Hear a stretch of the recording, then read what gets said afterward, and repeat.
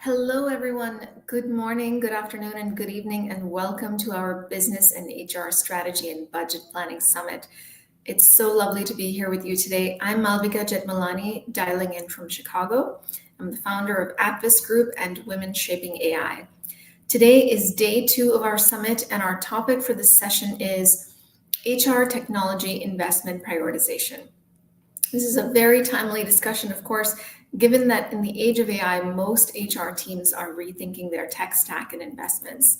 Now, we'd love to know where you are dialing in from, so please share your location in the chat. And while you're doing that, I want to say a big thank you to Jessa and the rest of the Hacking HR team backstage doing all of the heavy lifting to bring us all of this amazing content and programming. We have a great discussion plan for you today. So Jessa, if you wouldn't mind, please bring our panelists onto the screen. Welcome, welcome panelists. Before we dive into our topic for today, let's introduce our panelists. So we'll go clockwise as you appear on my screen, starting with you, Urmi. Hi everyone, I'm Urmi. I'm the Director of People Products at Toast, and I'm based out of Jersey City, New Jersey. I'll popcorn it to Khalil, who's on my right. Hi everyone, my name is Khalil Zafar. I'm a Dubai-based management consultant and future work specialist. My specialization lies in integrating humans, people with the system, what I call as the machine-human collaboration. So this is where my expertise come into play, merging the human side with the machine side.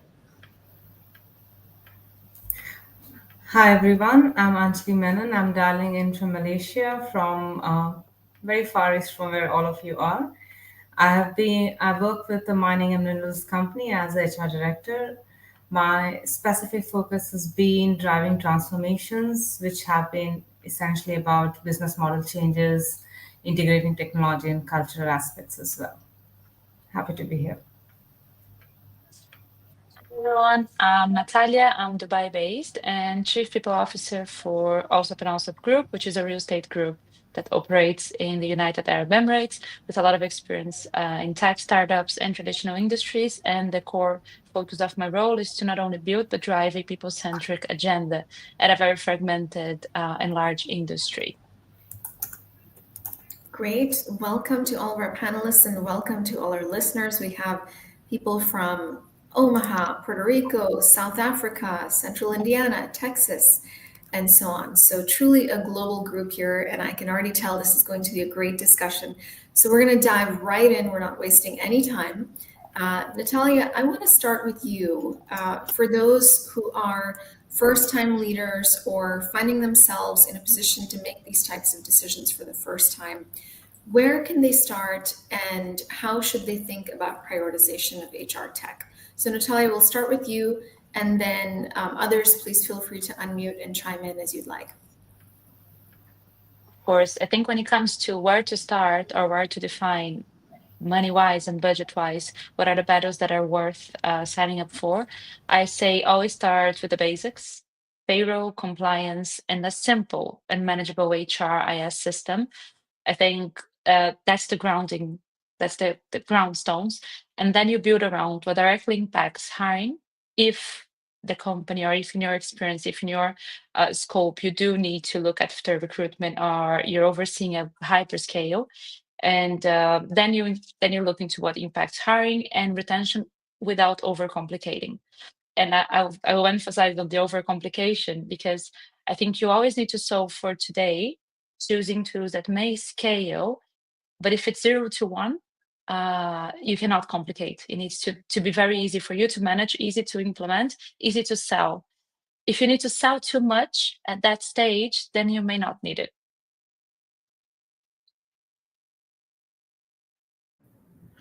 I would just like to add one thing that Natalia said. I think let's take one step back. I think it's also very important to know the answer of why we are doing it. So I think unless and until the answer of why is clear, then technology and its implementation becomes, quite a, once again, the technology itself become a tech savvy thing for most of the people. So I think the answer of why should be clear, why a technology is being adopted, why it is being made part of the operational structures, whether it's an HR, recruitment, or anything, should be tied with the overall bigger picture for the organization. Is it tied with the organizational mission? Is it tied with the overall strategy of the organizations of the business units? And then it becomes easy to trickle down, like how this technology is going to help HR to achieve those bigger results. So I think making it part of the strategy brings in purpose, brings in clarity, and can in the later stages help save the HR as well, when at the end of the performance reviews come. So okay, so this much of money was invested on an HR technology, why was it invested? So if the answer of why is clear from the very beginning, it becomes easy for the HR to start initiate these projects. Well said. And Khalil, since we are on you, I'd love to direct the next question to you, which is, how do you evaluate whether a new HR tech investment is solving the right business problem versus just sort of adding another tool to the stack? See, this honestly, it's a tough question to answer, but I'll explain it with an example. I was working with a client. They were into mobile application development business, and then with the new concept with AI coming into play these days, the CEOs are very much into, let's bring AI into the let's suppose the systems and the infrastructure. So initially, the system was the sales agent used to do calls with the client. The sales agent and the client used to come up with the discussion. Okay, this is a general scope of work. The sales agent would sit down with the project manager, write down the scope of work that used to go to the client. The client used to had, I didn't had this discussion. So back and forth, there used to be a lot of delays. So we all know there are a number of transcribing softwares available these days very easily. So let's suppose we are having a communication, so the system will transcribe everything along with the deadlines.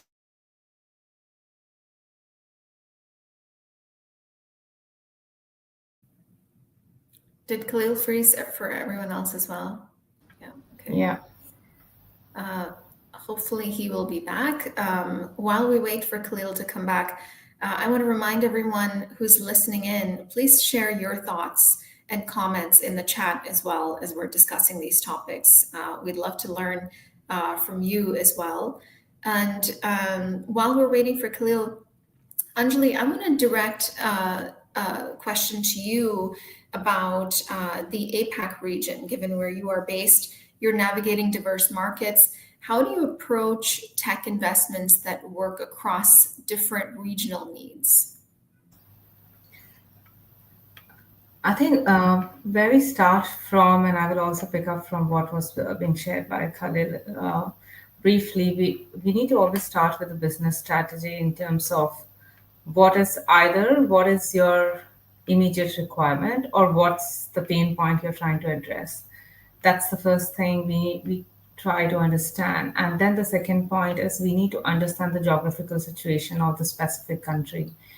APAC is a very diverse region. You have places like Singapore and Australia, which are very advanced, including Taiwan and Japan and Korea as well. And then you have countries where you would really struggle with bandwidth and having the right routers and the infrastructure itself. So we have to, it is very important for us to do a mapping in terms of what is the infrastructure available in the countries and what it means for us. I mean, when you go to China, we have to be conscious about there's a firewall which exists, and that the firewall that you really cannot set up some of the solutions as simple as saying a learning management system which will work outside. So we have to do a very strong first the business strategy, and the second part is the as-is mapping of what could be done and what could not be done from a IT infrastructure, from a compliance and regulatory perspective. Of course, that means that it's not just about tech and HR; it's also about legal, and it is also at times about getting finance involved because it's about transfer pricing. So you really need a very good team to work on it, and you really need good project management going on there. After that, only other aspects come in, which vendor has how what presents, and what we have seen in APAC. Generally, the vendors who have a global presence, they work through third parties, or they outsource piecemeals of different modules and stacks, etc. So how we are going to integrate it and how different systems are going to speak to each other. So it's a fairly complex region to operate with in that sense. And that's why you need people with good knowledge. And at times, an implementation partner is very useful. And those who have a global presence. So implementations partners can be like PwC, it could be Deloitte. So they become sort of integrator who brings in all these aspects into a due diligence, and then as an organization work with.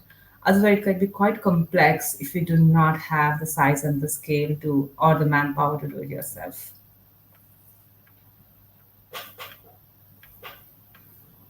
Great. And I'm looking at the comments here as well. And Andrea says, I love Khalil's key point, which is alignment with business strategy is key. Totally agreed. I want to come to you or me next to kind of make this a little bit real and tangible for those who are listening in. What is one example where investing in HR tech directly improved efficiency or engagement in your organization? Thank you. I would say that I have learned the biggest secret to getting a great return on investment on an HR technology isn't always about buying the newest, shiniest platform. Sometimes the magic happens when you unlock the potential of the tech you have already invested in. So, for example, at Toast, we didn't start with a massive overhaul. We started with a simple problem. Our employees couldn't find what they were looking for on our HR portal. In fact, they were only successful 57% of time on finding the information. So instead of scrapping everything and starting over, we looked at our existing tech stack and leveraged some of the AI features that were already available. We improved the search functionality and launched an AI summarization tool. The results were immediate and impactful. Our employees found information 6 times faster across thousands of articles, making critical information accessible to everyone. But it wasn't just about the employees, it's also about our internal content creators. And they also saw a huge efficiency boost. The AI publishing assistant that we launched on our intranet reduced content creation time by 50% for about 150 people who are content creators. For me, this shows that a small strategic enhancement to an existing tech stack can create a ripple effect to efficiency. The other example that I'd like to give is of a more traditional transformation story from a prior company, as I'm yet to complete 1 year in my current organization. So in one of my previous organization, our challenge was engagement, specifically with our learning platform. We had like less than 40 percentage monthly active user rate, and even those users were only engaging with our learning content once a month. And after talking to our employees, we realized through problem discovery that it wasn't a lack of desire to learn, it was a lack of personalization. The platform we originally had was a generic learning management system, but our employees wanted a personalized recommendations based on their specific skills and career goals. They needed a learning experience system. So we made a strategic investment, replacing our old system with a new platform. And that shift, and we basically invested in Edcast, that is now part of a cornerstone, and we launched their skills DNA features as well. And that shifted from a passive one size fits all model to a dynamic, personalized experience, which became a game changer. We saw an incredible jump to an 85% adoption rate across the organization of a new learning experience platform, with employees engaging with an average of 4 to 6 hours of learning content once every month. Those are absolutely some tangible examples. Thank you so much for sharing. And speaking of, you talked about a couple of tools, including an AI transcription tool. And so I'm curious from our panelists, when you are evaluating AI technology, how are you thinking about data privacy and security guardrails? Yeah, these are great questions. We actually involved our security team, our legal team, our privacy and compliance team to evaluate those features, our contract. Only post their approvals is when we were able to launch the AI features internally. I would say it took at least 2 months of review with our legal, privacy, compliance, and security team on the tech stack before we launched internally. Great. So, in terms of making the business case for new HR tech, we all know these things require a strong business case, including demonstrating ROI. So, what criteria do you use to assess the ROI of HR tech beyond cost savings? I'll go first because my internet is a bit shaky today. So before the connection gets lost, and apologies for the issue. I think HR major problem that we have as HR when dealing with the organization is always with the numbers. We usually try to focus either on the number side or the human side. So when we talk about HR as a business partner, it's always extremely important to have both sides combined. One thing is ROI, the other thing is the ease of work. If something is saving time, not just a cost, but it's saving time, saving headache, bringing in some sort of as bringing data privacy. If it is helping out in any other manner other than systems, it's going to bring in the result. Let's say if the system is producing data, that data can be used in the longer run for 4 or 5 months, and then you can have a good people analytics system developed based on that. So it's not just the ROI that you're investing money and you're getting something out of it, which is a tangible result in terms of money. It can be anything. Let's suppose a huge amounts of data from which people analytics system can be developed. It can be some trigger points that you can identify and improve your existing processes or procedures or venture into new things. So from a broader perspective, coming out of the traditional ROI, which is the profit and loss statement, whether it's reflected or not, but thinking a bit broadly, like how is going to bring in the results. And the definition of result can be anything. It can be money, it can be time saving, it can be ease of access. It can be as simple as saving 5 minutes for notes taking on minutes, developing a meeting minute. So if it's saving some time, if it's producing some good grammatical structure, go on with it. I would just like to add on to what Khalil was sharing, and one of the most important thing to work on when we take up a new tech solution is the employee experience, because that's super critical, and that's something which you have to start with at the get-go with the strategy. That what's the kind of employee experience that are you targeting to generate when you're implementing any solution, and that involves a very critical two-way feedback loop with the employees as well.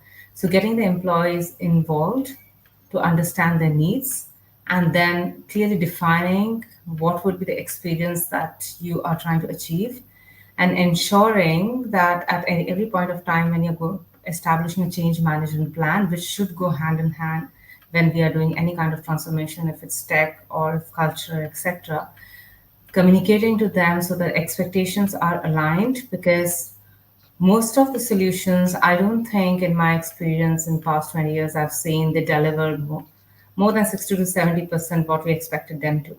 So things are going to go wrong, things are not going to land perfectly well, but keeping that experience vision alive and reviewing and revising it and keeping on the communication loop open with the employees regularly is one of the very critical things, so that there is a satisfaction, of course, beyond the ROI which lands up.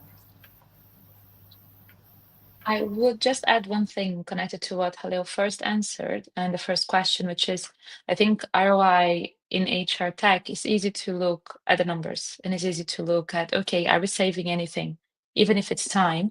But there is a component of easiness of use and the user experience. I tend to be very people centric when I'm making this kind of decisions, not only bringing them to the journey of helping us choose, which is in today's world, it's a must because else adoption will not be there. But I think connecting to his answer, why? Why are you putting something in place? Is there a real need? And what is the problem you're trying to solve? Sometimes it's not going to be a problem, or sometimes it's going to be something that people get used to doing in a certain way. But if you can make it easier, there is ROI over there. And I think when you look at enabling people to make things faster or enabling decisions to be made in an easier way, that's actual ROI. Most of the times at the beginning, you will not be able to track, and adoption tends to peak whenever you launch something new, especially if it's shiny, especially if people can use it mobile and if there's incentives attached to it. But if it saves them time and you have to train less and just demo more because they grasp it very easily on what they need to do and why that new tech or why that new product has been integrated into their day to day, I think that's actual ROI. So the less time they spend doing something or the less time they spend learning how to use something, again, it should not be trained, it should be demoed. You're getting a return on your investment.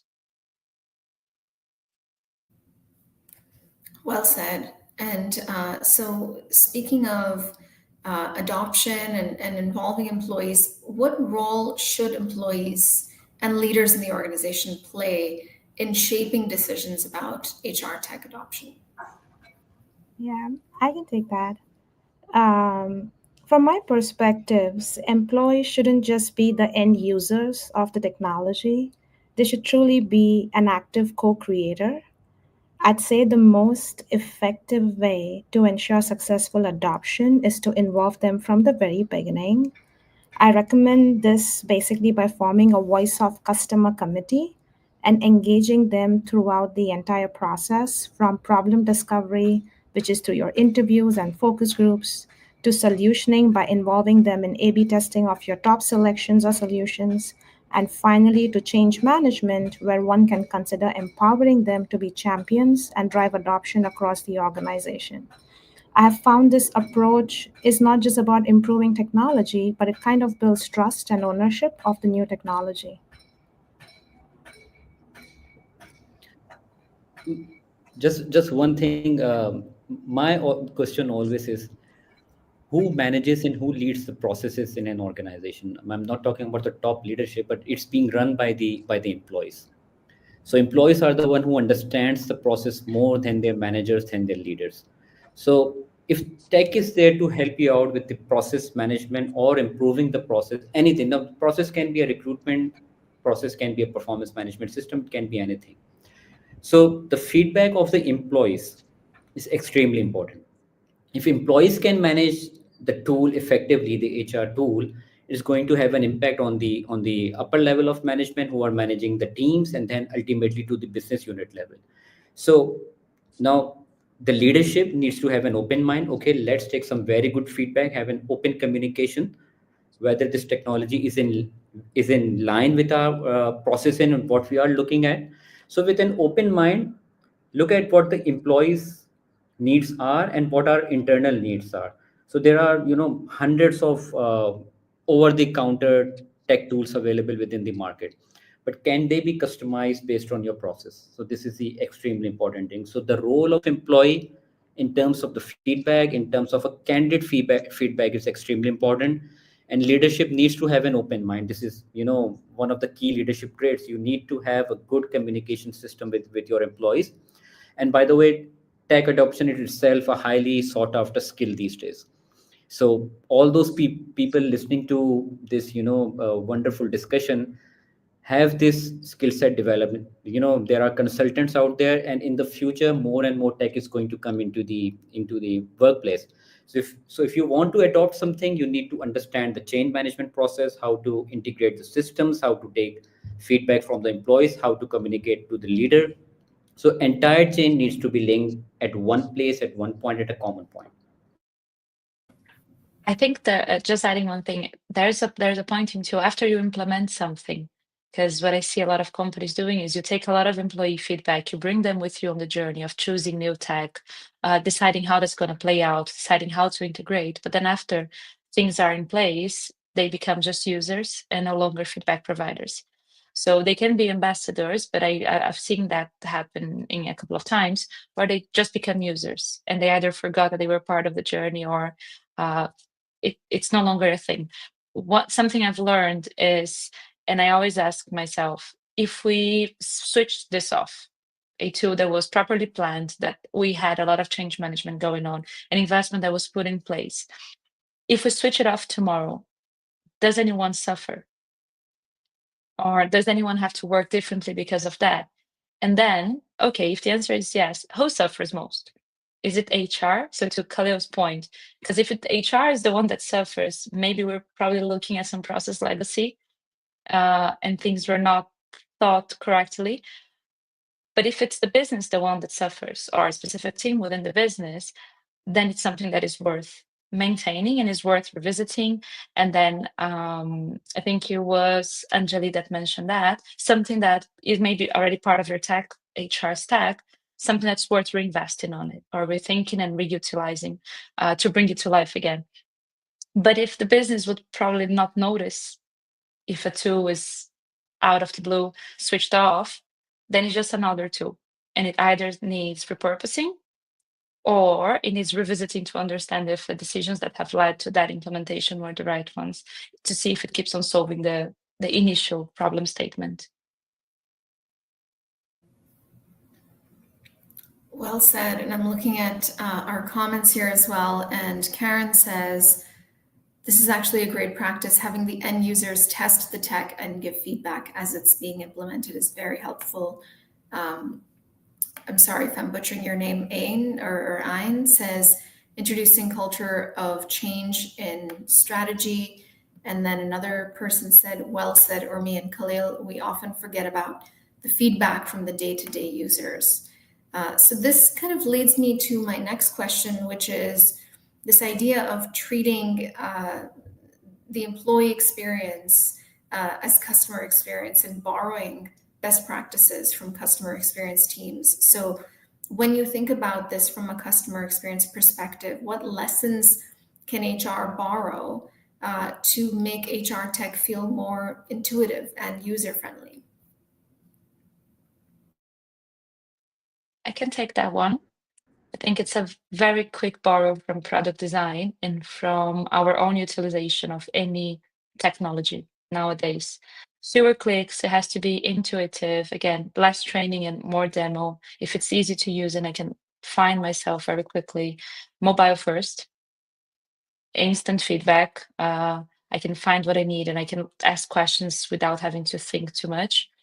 And I think as in any other apps, whenever you download an app, if you download and you very quickly delete because it doesn't give you what you need, it means it was probably not built with a user-centric or user-first mentality. So I usually use the analogy of how easily would my daughter get through if she downloads this or if she needs to use, if she needs access to this, and that's a starting point. I think one important thing here is the element of personalization. A bit hard to do within technology, like you're creating different things for everyone. But when we say HR, we have, performance management systems somehow created the reward system in line, but some we try to have, manage people differently according to their personalities. We can have, a different system for different geographic regions. Personalization is one of the key things. I always give the example of Netflix. They don't give one particular recommendation to every people within one city. So it's based on their sort of videos they should get recommended, and then based on that their algorithm works. So same thing is, you cannot have just one learning module system and you can bombard all the courses to one particular employee. So you need to customize it, personalize it, have some sort of data behind it, and then break it down. So this sort of experience is going to bring in more results rather than bombarding everything through the tool or the ERP or the system, whatever you want to call it. Let's make it personalized. It can be as simple as giving them a couple of soft skills courses customized especially for them, or it can be anything, let's suppose, related to a reward or any other thing. But if the element of personalization is there, whether it's overall, I think the more experience gets better. And building onto what Natalia and Khalil are saying, I think one of the lesson, in addition to what they have mentioned, is focusing on employee sentimental analysis and how they are feeling during and after. So doing that sentimental analysis on your current existing processes and products, and then thinking about how you want them to feel at the end, is also something that we found very powerful. Great. Now, with AI being built into so many of our tools and tech, how do you separate hype from real value in your investment decisions? I can take that one. It's been really interesting because I've been with very large organizations, with ranging from about 200,000 to about 10,000 employees. And whenever we get into the digital transformation, there has been always this discussion on AI. And when we hear it from vendors, you go to other peers and counterparts and see what they're doing. So it's so difficult to separate the hype from the reality. So one of the main things it's important to look into is what are the fundamentals which are correct in the organization which is going or where you're implementing. That's the first thing to understand, because most of the time, this AI is not an answer to the problems. AI at best complements the base that you have built in. So first thing we always try to understand is, okay, as an organization, how strong your foundation is, which starts from data architecture, which can be very basic: data architecture, data accuracy. Else you bring up a system you've implemented on top of it, just doesn't work well. Then the second question that we need to ask is, how digitalized are your employees in the organization in terms of their competency and their access? Because often what happens is you get in a system and you put it in place and say, oh, we have, say, a learning management system now, and people should be able to, it prompts them and they can keep on going to different pathways and they can build on it. But fundamentally they are just not used to it. So that's the second part. You just need to evaluate, are they ready for getting this kind of a solution or not? So these are the few things which needs to be tested through exactly as is analysis, and I always insist on that. And after that, the question comes, okay, what do you really need and what will matter in terms of your business impact and in terms of your employee experience? We always go back to that. Where we have seen this working extremely well in when people are able to combine the aspect of the solution with the software aspect of bringing in what is the organization maturity and organization in terms of competency, in terms of change management. And that's something which is very critical when we talk about how AI can be supporting or not supporting, and how well it is integrated in terms of the solutions that we are trying to bring in. Building onto what Anjali has said, I think of it as pilot small, measure impact, and validate with end users, and scale only if it aligns with your strategy and is going to move the business KPI needle that you're looking forward to. Just one thing, adding what Anjali and Urmi and Natalia initially said. This particular question is very closer to my heart. I just finished writing a book, and one of the key things that I answered in that book is this. I think the fifth industrial revolution, what we call as the Industry 5.0, is how we can leverage technology, especially AI, and make it impactful. So this is the key thing that the organization, the employees, the leadership needs to do. So how good you are at adopting the technology, how good you are at utilizing that technology to bring in the result is going to be the key skill set. So it's not just about the system that is going to have an impact, how you utilize the system. So you can have the best AI system for recruitment. If you don't know how to, utilize it, doesn't matter. You can, purchase as many upgraded versions of Chat GPT, but if you don't know how to give proper prompts, it won't give you effective results. So it's a two-way things. If you are adopting a technology, train your employees as well how to use and how to adopt that technology as well. And the investment decisions once again are once HR, we need to understand at the end of the day we have to create some sort of results in the P&L. So this is how the HR upgrade, this is how HR moves. uh, Previously I always used to say, okay, let's bring human impact, but at the end of the day organizations are running business. So unless and until you bring in some sort of numbers to the table, HR is not going to get better. So balancing both sides, but it's going to be a combination of how you can utilize the technology to bring in the results. And once again, the definition of results is both sided. It's numbers in the P&L statement as well as how you can leverage the human side. Great. My goodness, so many great insights. And Anjali, I loved what you said about AI is not necessarily always the answer. And we also need to be mindful about whether we have the right data readiness and data governance in place when we implement these AI tools as well.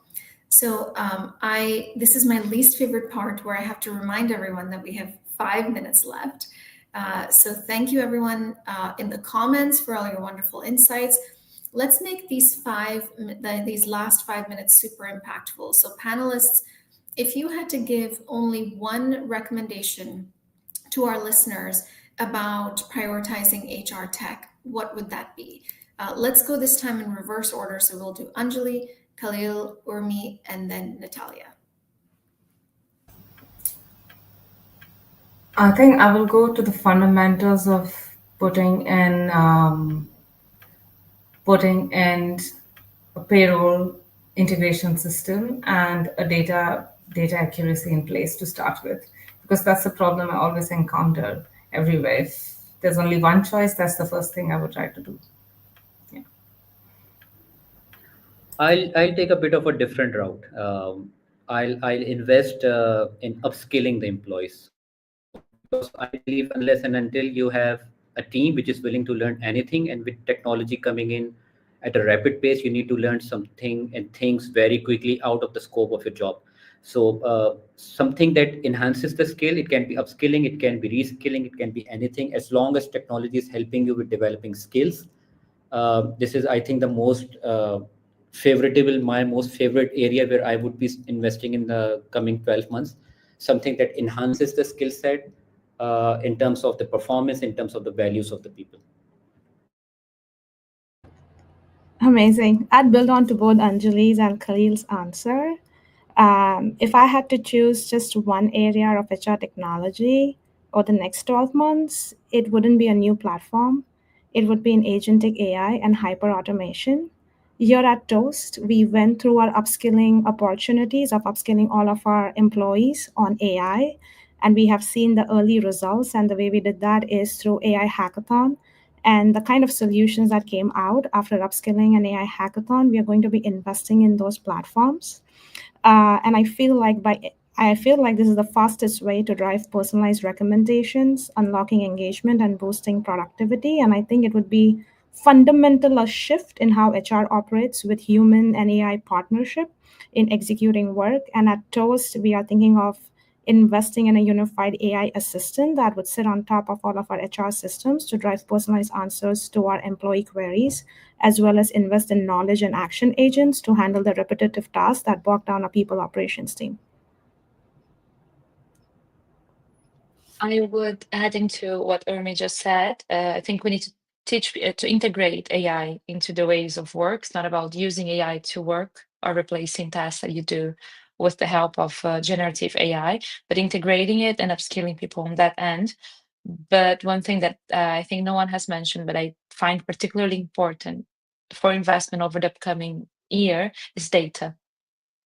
So anything on making sure the data that we collect is safe, so data governance, but proper data input, proper data consolidation, having clean and reliable data is what will define one, utilization, how much actually should be invested in technology overall, how much AI is, and one of the questions was about the hype, separating the hype from AI, right? How much is actually hype and how much we're actually getting from it, and if the organization is becoming faster, more efficient, better with the use of the tools. So I think there's one thing, and we mentioned shiny products as well. It has become so easy to integrate tools and to implement tools that will solve small problems, but without actual data onto how effective these tools are, it's really, really hard to guide decision making, and on a completely different tangent to avoid tool fatigue of another tool, another product, another layer of information to people. So I would focus more on data than anything else. Great. Well, thank you all so much for being here today. Thanks to our panelists for sharing your time and your insights with us, and everyone in the comments. Thank you for bringing your participation and energy to this conversation. Enjoy the rest of the summit, and we'll see you again for our next session immediately after this, which is budget forecasting for L&D onboarding and talent programs. Be well, everyone. Thank you.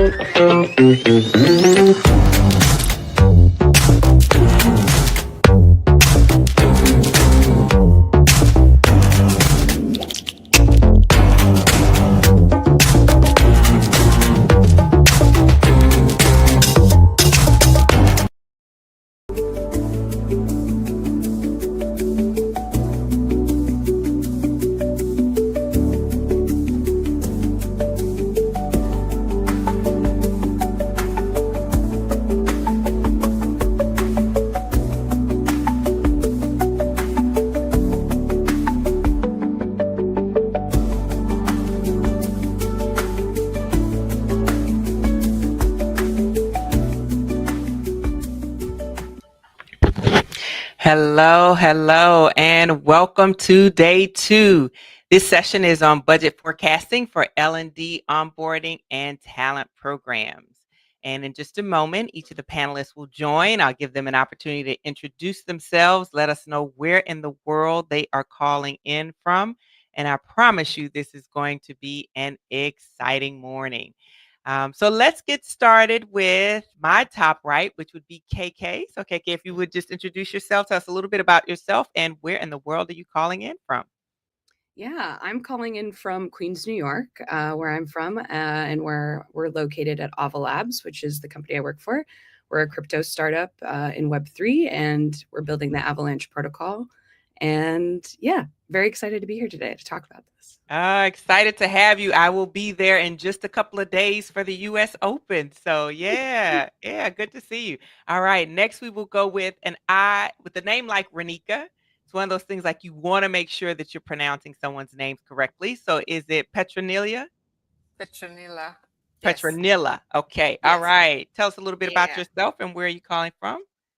My name is Petronilla. You pronounce it correctly. I'm calling in from Kenya, all the way. I work for Sarova Hotels, where I had learning and development.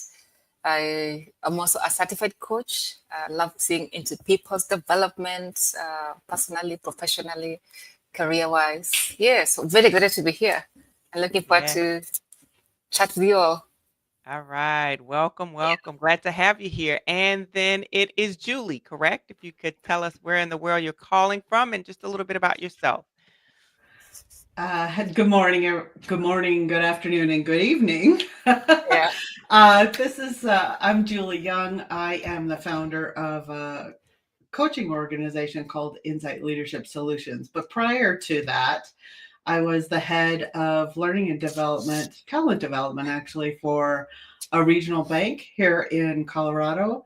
And prior to that, I've worked for very large corporations like Takeda Pharmaceuticals, Gillette, Procter & Gamble. So lots of big enterprises trying to navigate and figure out how do we pay for learning and development in an organization. And I'm thrilled to be here as well.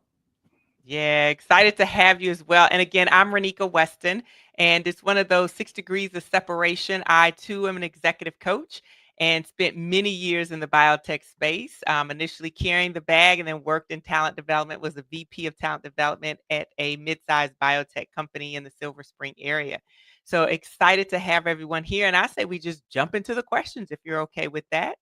One of the things that is, I don't know, key to L&D is cost, right? And so when you think about it, what are the key cost drivers in your onboarding programs, and really how do you forecast them annually? And anyone feel free to jump in with that one. Yeah, I can jump in. For cost drivers in onboarding, the biggest cost isn't just the programs themselves, it's time. The time our managers, mentors, new hires spend before they're fully productive is the largest hidden cost that you face. Beyond that, there are technical drivers like technology stack. We use learning platforms, collaboration tools, even laptops and software licenses, as well as the content and experiences we design to really embed people into the culture. For companies in regulated spaces, that can often mean compliance and training requirements, which can be a significant cost as well. At Ava Labs, where I work, I'm the senior director of people ops there. I forgot to mention that before, sorry.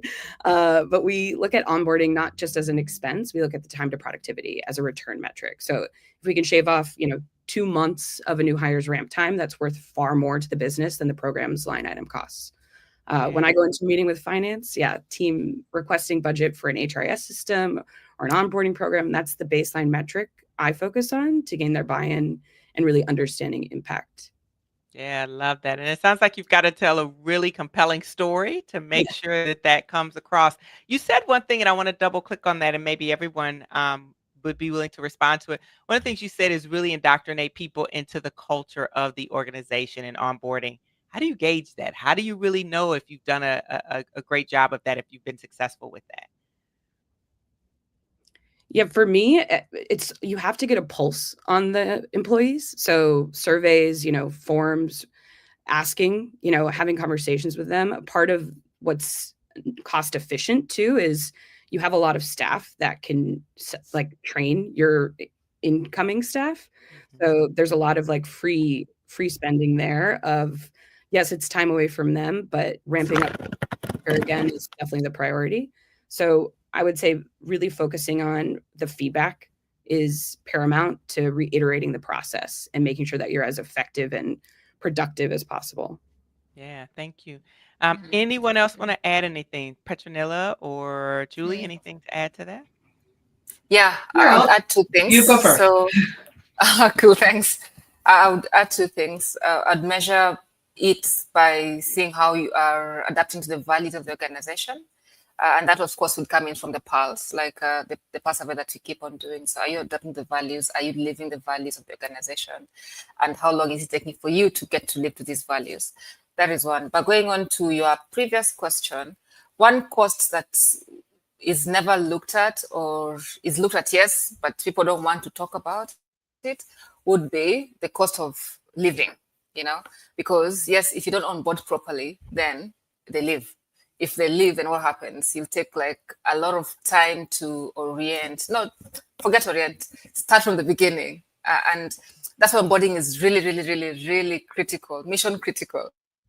On board properly, they stay. On board poorly, they start looking for a job as soon as they got in. They even say 44 days, they start looking for jobs. First month, they just want the salary because maybe it's higher. But then after that, they are looking for another job. So the cost of attrition is really high during those first few days of joining in an organization. Yeah, I love that. And Julie, you wanted to add something as well?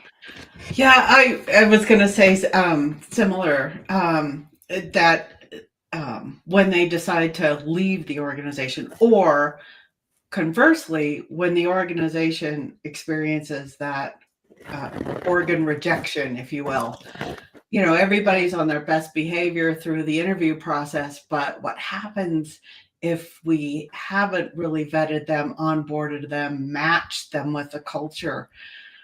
You're right. It's very expensive to have gone through, the hiring process nowadays is extensive and incredibly painful.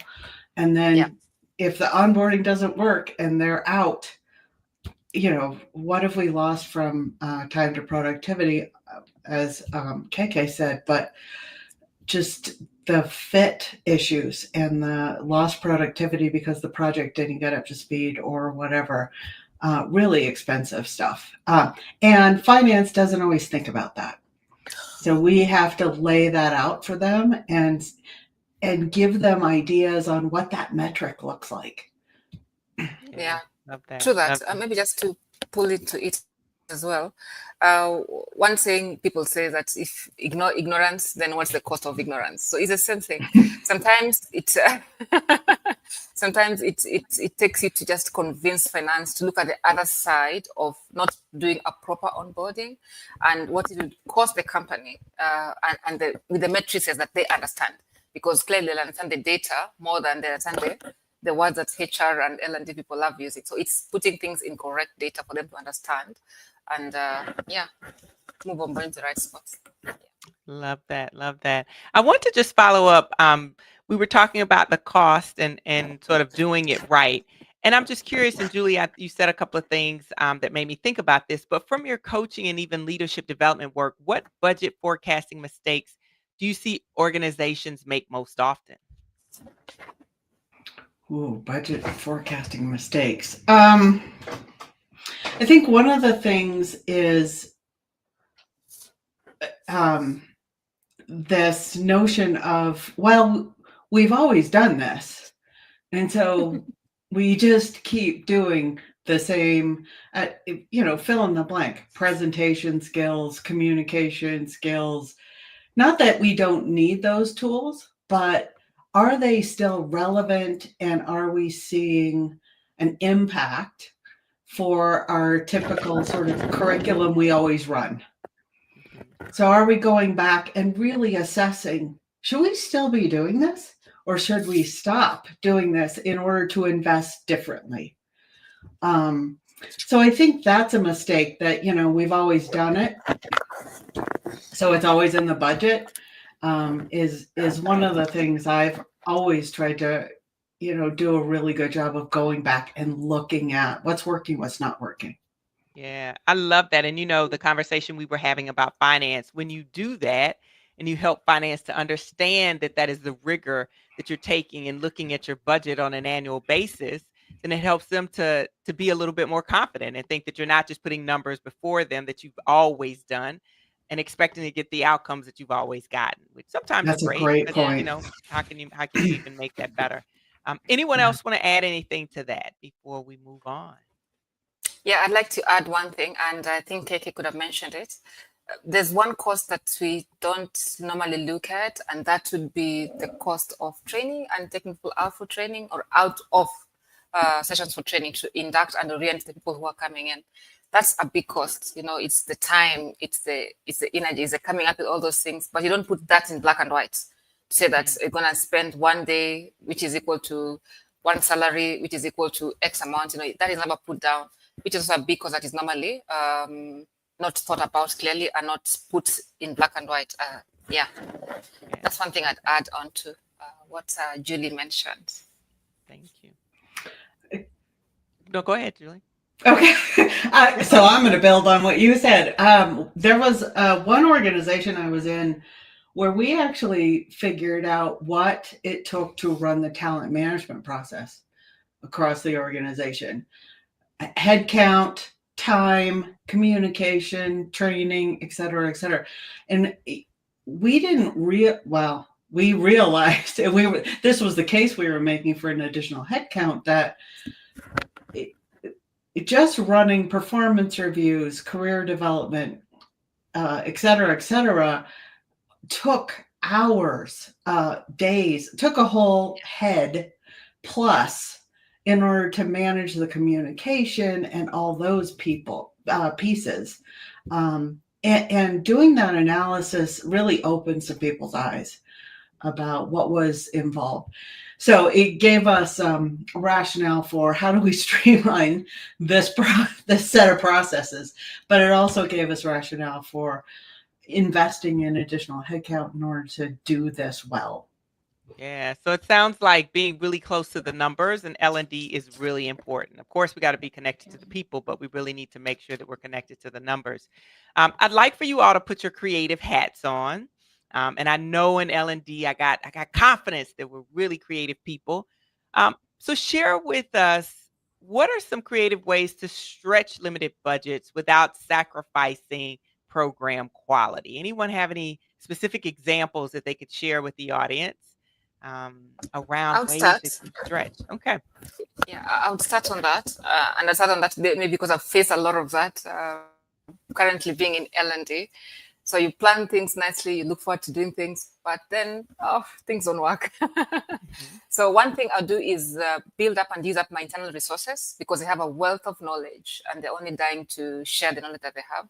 So use my internal resources as opposed to using the external facilitators or going for the external trainings. Get a proper internal resource to share the knowledge and to share the content. And also, as an L&D team, is build the skills of the L&D team to be able to share the resources, not share the knowledge that the team requires. So as we go on, the one thing I read just the other day was that, yes, you have to build the skills of the organizations, but you can't forget to build the skills of the L&D team itself. Because if you build the skills of the L&D team, then you are at an advantage of making sure that your organization and team will be upskilled as fast as you want, reskilled in time, and all that. So it's using those two things, the L&D resource that I have, and of course the resources that I have internally. And also I'm very cognizant of the fact that sometimes you have the saying from the Bible, a prophet is never known in his own home. So they want to see other people to learn the same thing, but still make ends meet. That's one simple one. Yeah, thank you for that, Petrella. Anyone else have something creative they've seen or done, or even something you want to experiment with due to limited budgets? Yeah, I can jump in. I would say there's definitely an opportunity to use the resources. I completely agree. Sometimes taking people's time away is difficult, though. So recording those and putting it in the repository is also another option. Just to get more granular, I would say when you're thinking about where to focus your time is also very valuable. So automating anything you can, from like an email template that goes out, setting a checklist for yourself to remind you when you're supposed to do that. These are all things you can do without budget. So just making sure you're set up with a system of process and you have all the stakeholders looped in. And so you know the critical path of a new hire and what kind of goes in. So even your view, what's outside of that is understood, then you're set up for much better success. And none of that requires budget. It just requires time. Love that. Julie, anything on your end? Yeah, I want to point to a comment that's in the chat here. Anne had pointed to understanding what's going on in the business. So one of the ways you can maximize your L&D budget is knowing what the business needs are. So you're really lining up what is necessary, kind of the minimum viable product, if you will, for the organization, and then you can prioritize accordingly. So that's another way to make your budget go differently. And I'd also, it's sort of a no-brainer, but AI is an amazing tool for us now to really accelerate development of materials so that you can train your your internal experts, your internal prophets, to be able to share with the organization, but you're giving them a nice framework and format to do that. So those are just a couple of additional thoughts. Yeah, thanks. I'll chime in on that. One of the organizations that I work for in the biotech space, we created something called Get to Know Unither. And the company was actually United Therapeutics. And so what we would do is we would host these calls with different parts of the organization. And each of them had a theme, and they would come on, and we kind of gave them a script of what we wanted them to say.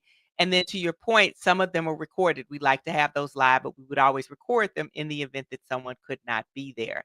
And so even just having that theme and having people to have those conversations with individuals and using some creativity in some of the things that we did always worked really well.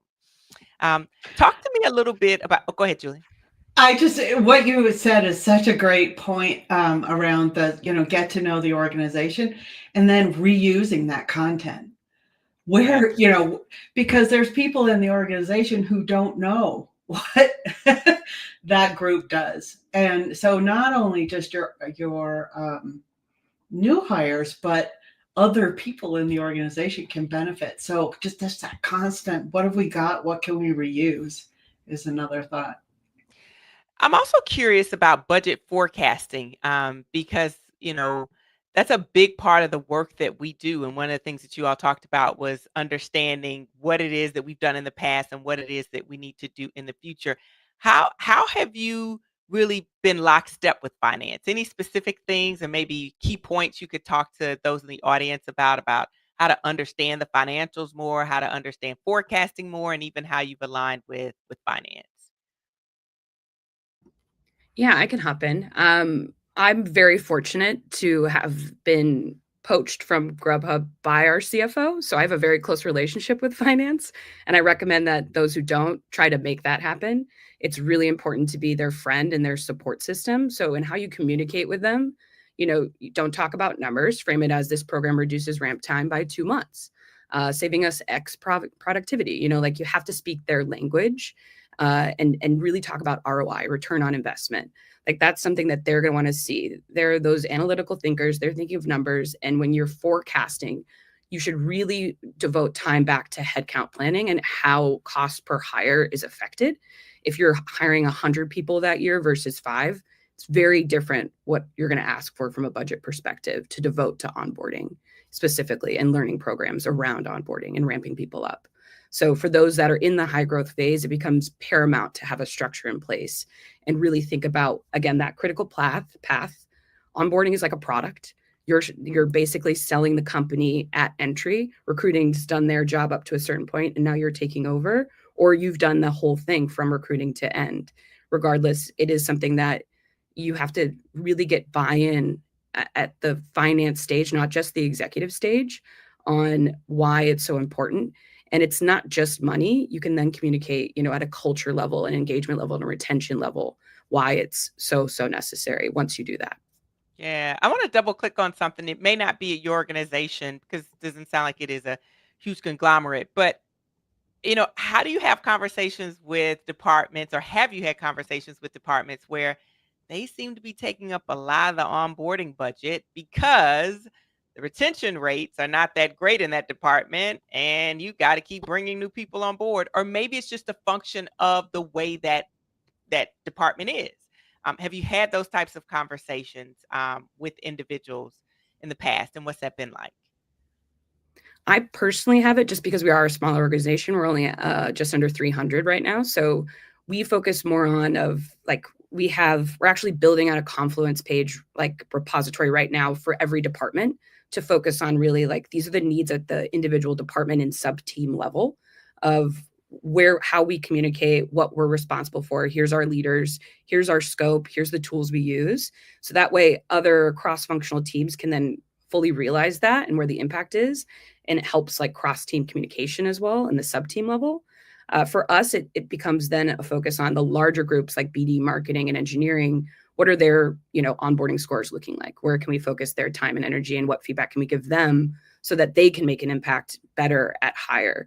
So it's also the sharing of information, right? We collect a lot of data, but we have to also communicate it and share it to the right people to make a better impact that's more well-rounded, not just what we do, because we're only a portion of what they face when they enter a company. Yeah, thanks for sharing that. Anything to add to that, Julie? I love that you brought this up, because I think another partner in this process are our HR business partners. And so that holistic look at, why are we spending so much onboarding in this department? What's going on here? And then bringing a more fully baked set of solutions to that organization, which could be, we need better interview skills, we need some management skills, or whatever whatever can be surfaced through the HR business partner to really understand, why are they sucking up 80% or whatever the number is of our budget, and how do we mitigate that? Yeah, I love that. I'm going to double click on that as well. Some organizations, L&D is sort of a consultant of the HR business partner, right? HR business partner says, hold on, let me go in first and then I'll bring you in. I've had that situation. Other organizations, L&D does its thing and collaborates with HR. And in other cases, sometimes a business will call on L&D and say, we need a thing. And then L&D says, hold on, let me make sure I bring the HR partner in. Which of those have you worked in? What has been successful in these different sort of models for each of you who've worked in different models here? And Julie, I see you're chomping at the bit, so I'm going to go with you first. Yes. So all of them, right? Do not go down the hall without without me. Those are a little bit more challenging. But I think the key is you always are wanting to build partnership. Full stop. HR business partner. If the business calls you, you call your buddy. That's a partner. If you have a really good partnership, then we're always calling each other and bringing down. So it's really key that we're building those kinds of relationships not only with our finance buddies, but with our HR partners as well, because they're really the front line. They know. Yeah. Anything to add to that, Petronella? Yeah, I agree with you, Julie, 100%. Collaboration is key. I've worked in different structures where I report to C-suite direct or to report to the HR. So different structures, but in everything, really, collaboration is key. That makes you both drive impact and speak the same language. At the end of the day, it's about making sure that you're driving impact and delivering outcome. That's what the business requires anyway. So wherever place you're coming from, alignment is very key. Yeah. Okay, But I had, you had the question you asked earlier on alignment with finance as well. If I can just add one line on it, it will be everyone taking time to learn the language of business. It's very important. And I know this has been spoken a lot by even previous speakers yesterday. Learn the language of business, speak the language of business so that the business understands you. In matters budgeting, it's about clarity. And what do they understand mostly? It's data. So speak that language that they understand and frame it in a way through storytelling, in a way that so you don't also lose your human bit. Frame it in a way that is clearly put out for the business to understand. But it's having alignment and partnerships with the finance team so that all of you are aligned. Do scenario planning together so that you see what happens if this didn't happen. Then how do we take the business forward? How do we scale? Yeah. Yeah, love that. Anything to add to that, KK? Yeah, I would just say that when we work with other people, like collaboration is obviously something that HR teams care a lot about. And especially if it's done well, you are more productive as a business. So if everyone at the table that has stakeholders like aspects to this is involved and bought in at the same level to the same degree, then it's just going to be more successful. Like onboarding, L&D, all of the talent programs we're running, if everyone knows what the value is to get out of it, they'll respect the process a lot more, which means that the tasks that they need to do then get done on time, or they know the consequences of if they're not done on time and we can call attention to it. So feedback loops, I think, are some of the most critical things to put in place, not just from employees, but also from the staff that are involved too. On like, is this effective? What are you hearing? What's your involvement in this? Yeah. I love that. One of the questions I was going to ask, but you all have tackled it, is, when you're thinking about forecasting, so many times business leaders see training as a discretionary rather than something that's essential. So anything to add to that? I mean, you all have touched on it, but anything else you want to add to that? KK, you're ready. Anything you want to add to that? Yeah, I would just reiterate kind of what we've been saying is that, it's speaking the language of the business and of the finance team and of the executives and having them understand that, your cost to hire is a considerable cost. This is like a multi-million-dollar aspect of your business. Your talent is what you need to invest in, and their time to productivity as well, their ramp up period is the most critical. How they think about your company on entry will pave the way for how they think about it long term, whether they're here or whether they're thinking about leaving right away because they had a horrible onboarding experience, right? So to make as much of an impact as possible is in those 90 days. We have a 30, 60, 90-day rule for a reason. That's common knowledge to most of our teams. Like that is the critical stage, in my opinion, and where you should focus budget at the outset, or your focus at the outset when starting programs. When I joined Avalabs, like the first thing I did on entry was redo onboarding. I didn't even focus on review cycle. I went right to onboarding first, and I automated everything I could do because I was a one-person shop at the time. And we have a lot on our plate as HR people. And so if you put the right focus into the right areas and automate what you can, use AI, use new tools that are coming out that are free to you, then you can pave the way to have better discussions about here's where we can focus our funds and our energy to make the biggest impact and speak that language to them on that return of investment so that we can retain staff. Look at retention analysis, for example. Like that would be a huge win in the budget discussions. Yeah, I love that. Petronella, I have a question for you. I don't know if you had mentioned AI, but it's kind of a double click on what KK talked about. AI is really shaping a lot in the workplace. And it's funny because AI is like, everybody just says AI, AI, AI. And I was telling my son the other day, I said, do you remember Grammarly when it came out? And he's like, yeah. I'm like, Yeah. that's AI, right? But people just, it's almost like Kleenex, like it's they just throw the word everywhere. Here's a little AI, here's a little AI. But it really is shaping a lot in our workplace. How do you think specifically it might impact budgets for L&D and more specifically talent initiatives in 2026? Interesting one. Very interesting. And people are, yes, it's AI everywhere.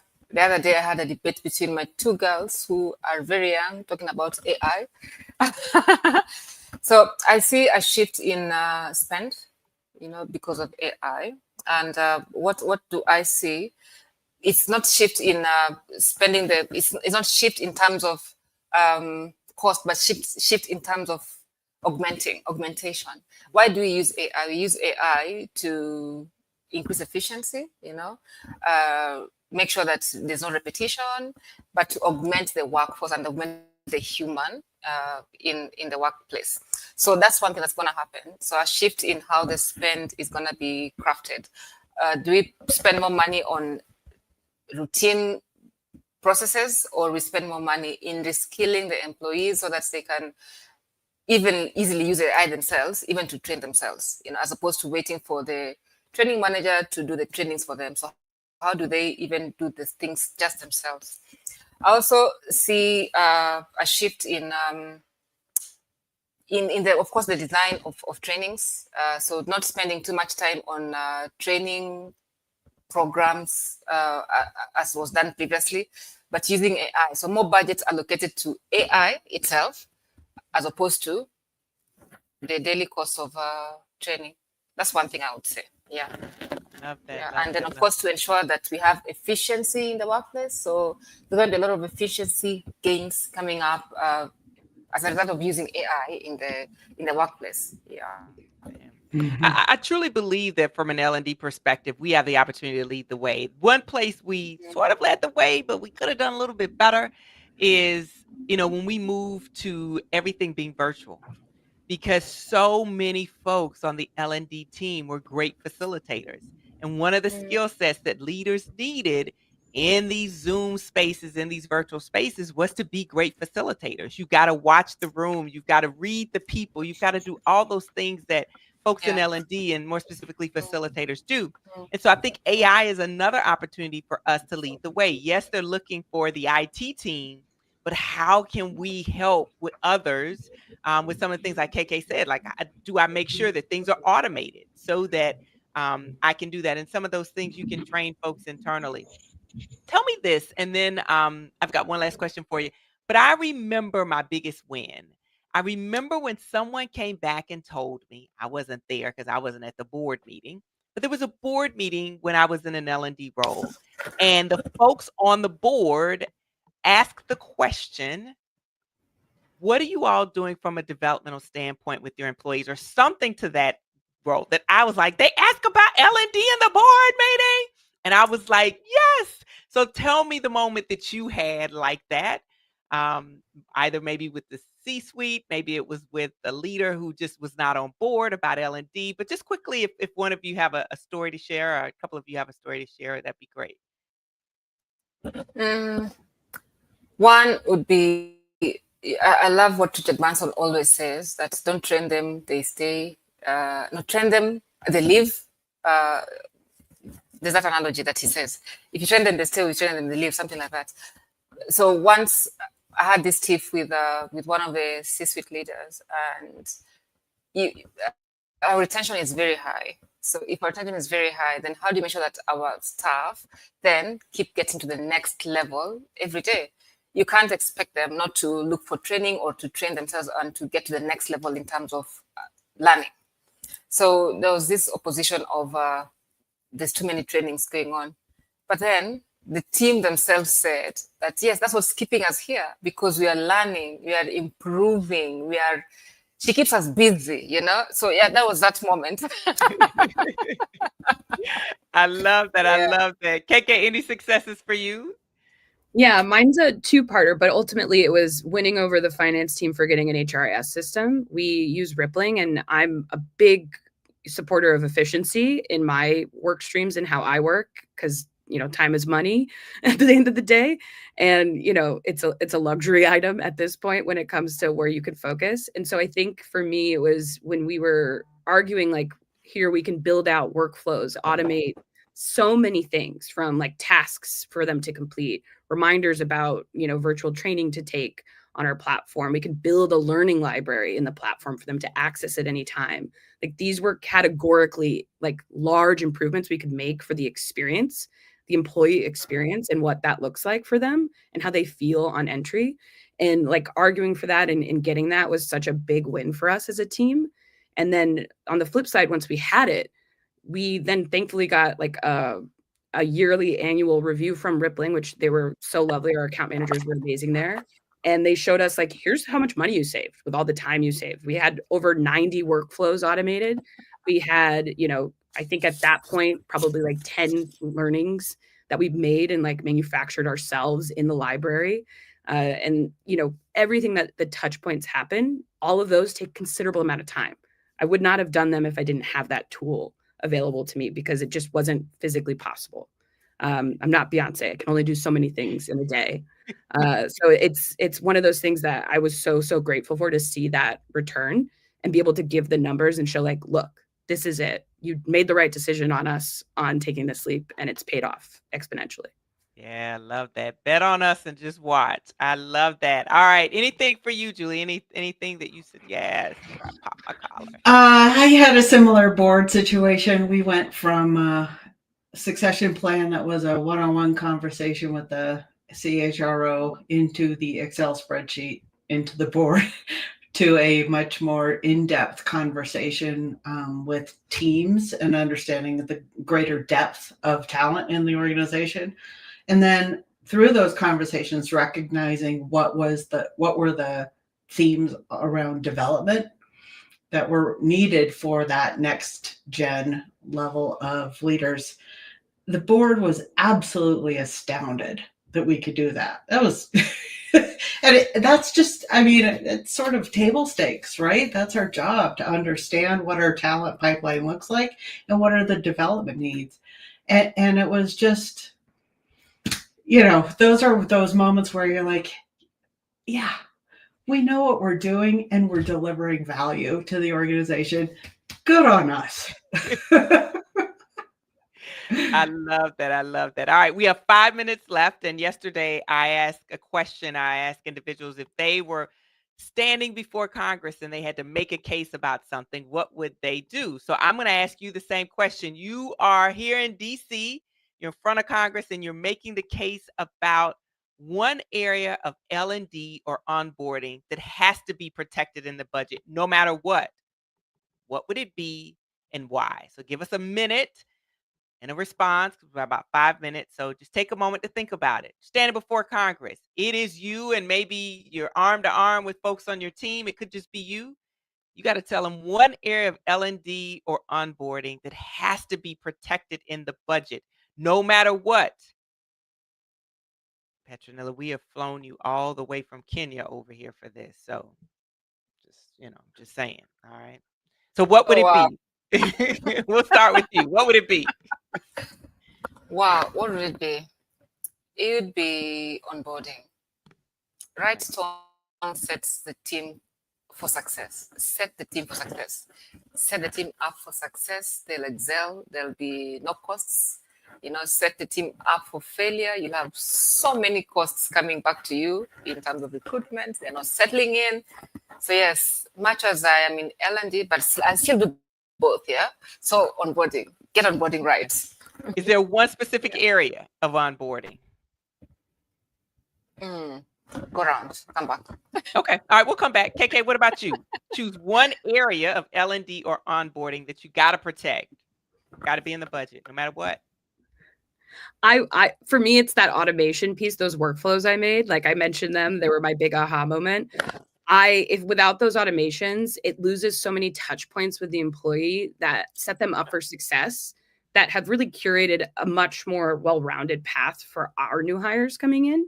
And, I don't think I'd have the onboarding survey results I would have if those go away. I truly don't, because it gives them just a task list. And there's a lot of things that can get lost in emails, especially for engineers. They don't like reading those, I'll tell you that, or at least ours don't.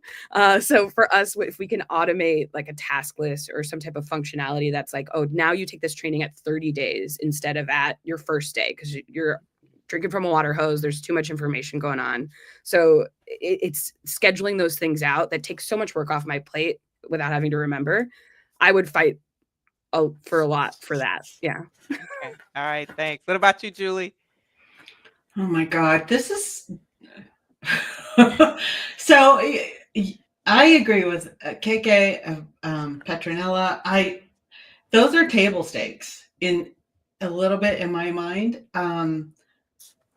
It depends. It depends on the organization. And so if you're small and hiring a lot of people, absolutely onboarding your processes, you got one L&D person, how do we make it work? Totally makes sense. And at the same time, I think if they come into an organization where your leadership pipeline or your leadership is not all it could be, let's put it that way, then they're running into a brick wall. And so it's a chicken or the egg. I think in some ways I might depending on the organization, I might advocate for the leadership pipeline work and making sure we've got an amazing culture and amazing leaders to lead that culture. Yeah, love it that. Depends. It depends. Thank you. We are at time. I hope you all had as much fun as I did. Check out the private, or not the private, check out the chat and the comments that are listed over there. There's a lot of great things that are coming in from folks. If you did not get an opportunity to catch everything, go ahead and watch the replay of this. Again, I want to thank each of you. Much success to each of you. And have a great afternoon or great morning. Take care. Bye-bye. Monica, great job today. Thanks. Take care. Bye-bye.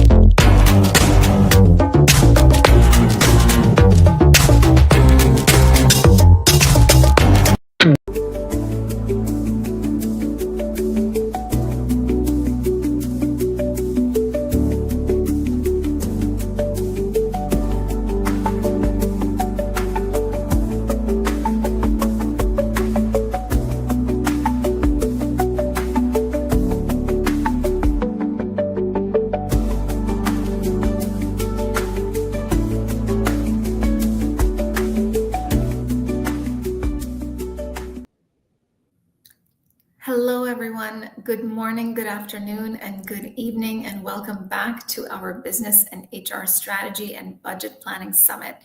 It's so great to be here with you today. I'm Malvika Jetmalani. I'm dialing in from Chicago. I'm the founder of Activist Group and Women Shaping AI. And today is day 2 of our 3-day summit. And our topic for this session is People Analytics in Strategic Workforce Planning. A very timely discussion given that according to Gartner's 2025 data, only 15% of organizations practice true strategic workforce planning. Now, we would love to know where you're dialing in from, so please share your location in the chat. And while you're doing that, a big thank you to Jessa, and the rest of the Hacking HR team backstage, doing all of the heavy lifting to bring us this amazing content. And we have a great discussion plan for you today. So Jessa, if you wouldn't mind, please bring our panelists up on stage.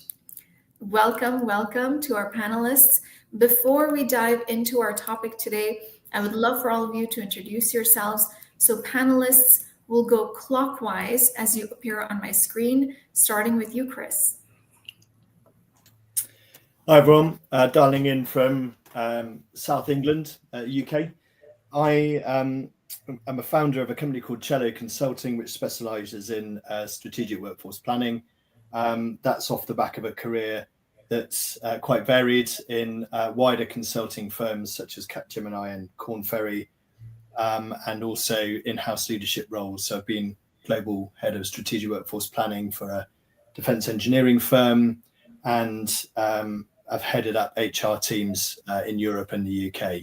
And that's off the back of an initial career in the military, where there was quite a lot of operational workforce planning as well. So that's me. Hello. Yeah, I'm Christine Von Lang, and I'm actually dialing in from the United States, Wilmington, North Carolina. Very excited to be part of this panel. I have a little bit of a unique background, having finally landed in HR. I started my career in accounting and finance, working in public accounting, and then private manufacturing services organizations. So that's definitely given me an edge as I've been watching the different sessions here and the challenges that HR often has communicating with finance and getting the message across properly can be tough. And I've been very lucky because I'm able to have that conversation. I was a stockbroker for a while, and then I moved into HR some time ago. And together with my background, I've really been able to have an impact in Fortune 500 companies, as well as small, medium to large businesses who are growing. I think my background in accounting and finance really has me very passionate about metrics and the impact metrics can have. So I'm excited to share a little bit more about some things that I've been very successful with. So good morning, afternoon, and evening, everyone. My name is Melissa Laswell, and I've spent over the last 20 years of my career as a talent executive, and I've led global talent acquisition, workforce planning, and organizational design at companies you may have heard of, such as Apple, Walmart, and Pitney Bowes. So today I'm actually the founder and the principal of Agile Horizons Talent Consultants, where I advise clients and organizations on talent acquisition, management, organizational development, future work strategies, and AI-driven talent optimization. So my career has really been about building agile, scalable frameworks that equip organizations to thrive through constant change as well as disruption. For me, joining this conversation today about people analytics and its role in strategic workforce planning, it isn't just about tracking numbers. It's about giving leaders the foresight to align skills, strategy, and budget in a way that drives measurable business outcomes. And I'm really excited to share how data, when it's paired with leadership judgment, can transform workforce planning into a true strategic advantage. So it's great to be with everyone here today. Hello, everyone. My name is Renuka Iyer, and as you can see that on the screen, I'm also talking with you from America today and just outskirts of Washington, D.C. here in a place called Virginia. I have over 30 years of experience in HR, have done HR work globally, multiple countries, and multiple sizes. So I've worked in small organizations, medium-sized and large-scale organizations. And today's conversation is particularly interesting to me because, we get to discuss how do you make metrics move people to action, and it's just such an interesting topic, and one that it brings me inspiration, keeps me in this work in HR because it's about behavior and how do we impact collective behavior. So I'm looking forward to this conversation alongside my panelists. Awesome. Well, hello, everyone. My name is Nicole Lemaire. I'm dialing in from Europe. Well, actually, the Channel Islands. Those are small islands between the UK and France. They can be seen as Europe. Depends on if you're a part of the UK or part of France or Europe. So that's always a little bit of a joke on our side. So I actually lead an international people transformation team, and I love mixing creativity with kind of empathy to make change fun. So that's really what I focus on from my team's side. We really create creative transformation projects because I think if it's not creative, it will not work in today's environment. And we actually have just finished a workforce planning project for a company in 50 countries. And it's been an exciting adventure, to say the least. So I'm excited to share a little bit more about all that work. Terrific. Welcome, everyone. And we have a truly global audience as well. We have people from Florida, New York, Houston, LA, Nigeria, Germany, Hyderabad, India, and so on. So this is going to be a great discussion, and we're going to dive right in. So Chris, I want to start with you. We're talking about people analytics and strategic workforce planning. So what working practices work best between people analytics and strategic workforce planning teams? Meaning, who does what? So let's start with you, Chris, and then others, please feel free to unmute and chime in as you'd like. Yeah, hi, a really great question. In my experience, I needed to have a relationship as a strategic workforce planning function with the people analytics function that was as though we were twins. We needed to think the same way. We needed to know what the other was doing as well. If we wanted to scale and go in a different direction, we had to bring the other person with us. We had to do it together. That's not saying that we're the same. We weren't. For example, there's quite a big difference between data analysts in the people analytics team and business analysts that I would say we had in the strategic workforce planning space. But you can only really conduct, good enough modeling or define problem statements sufficiently if you have got structured data to the same scope that is the area that you're trying to provide workforce plans for. And so really working together to make sure that their agenda is the same as the project work that you're trying to do, I think was really important.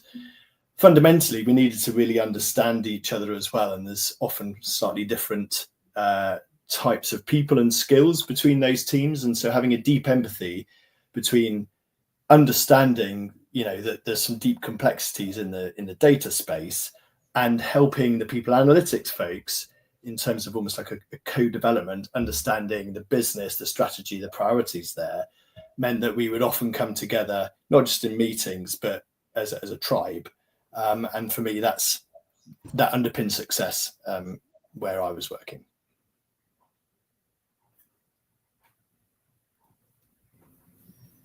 Great. How did you pass that on? And feel free to our listeners, feel free to share your comments and thoughts in the chat as well. We'd love to know your perspective as well.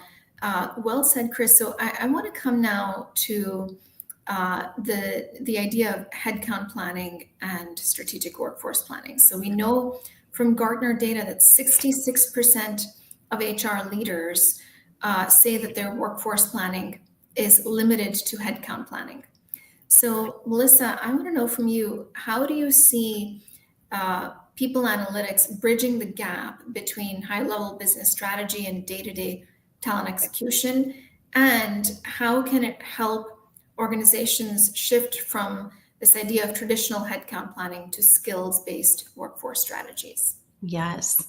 Thank you for that question.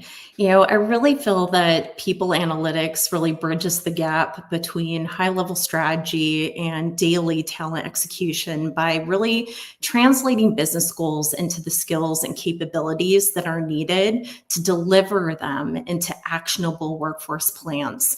So it's really helping leaders understand not just how many people they need, but knowing what capabilities are needed, where they exist today, and how you close those gaps. That's where analytics, I feel like, really comes into play.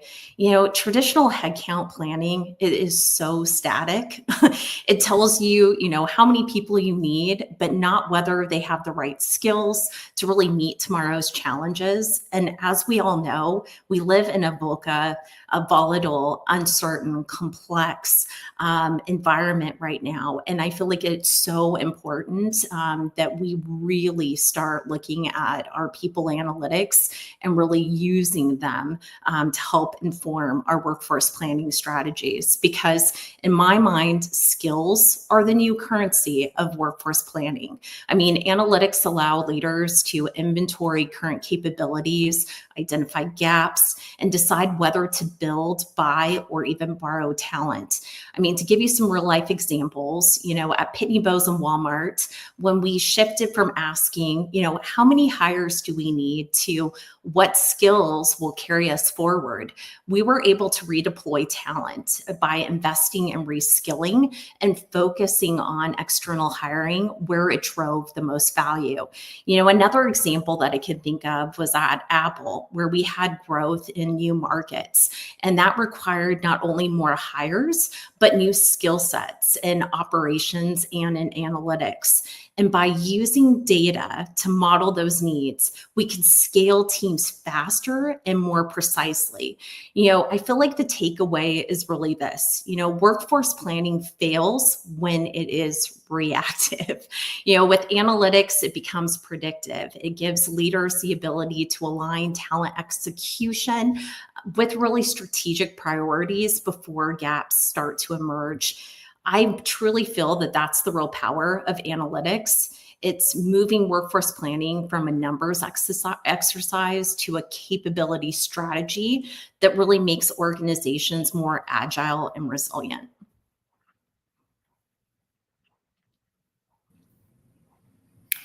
There were a few kind of mic drop moments in there. I love this idea of workforce planning fails when it's reactive. I'm also looking at the comments, by the way, and Karen says, great way of looking at it, where you said skills are the new currency of workforce planning. So sticking to this idea of making it real, Christina, I want to come to you next. Can you share an example of a time when people analytics helped you uncover talent or skills gap that wasn't obvious through traditional HR processes? Almost forgot to mute.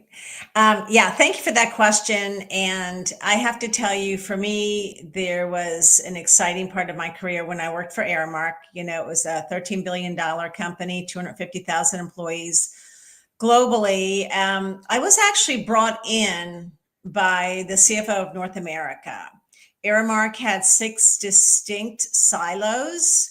And what happened is they were looking at turnover rates. They kept saying, why are we losing employees? They would bring in young professionals into the entry-level positions, and they would stay for a couple of years because there was no upward opportunity for them. So the turnover at that level was pretty high at times in a city like Philadelphia for the local.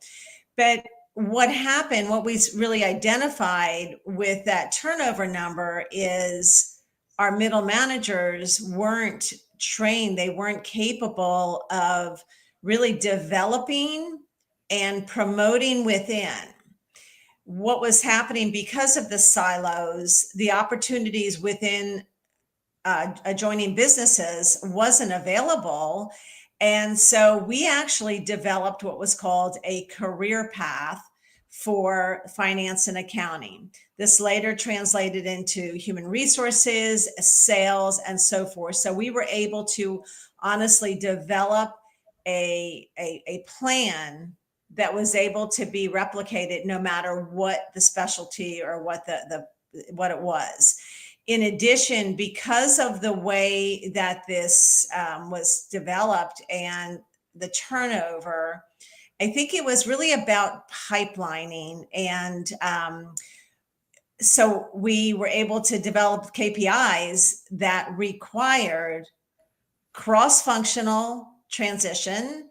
And that meant that we did better at training our managers and so forth. So I think that just looking at that, what everybody says, oh, it's a turnover, it's turnover, it's turnover.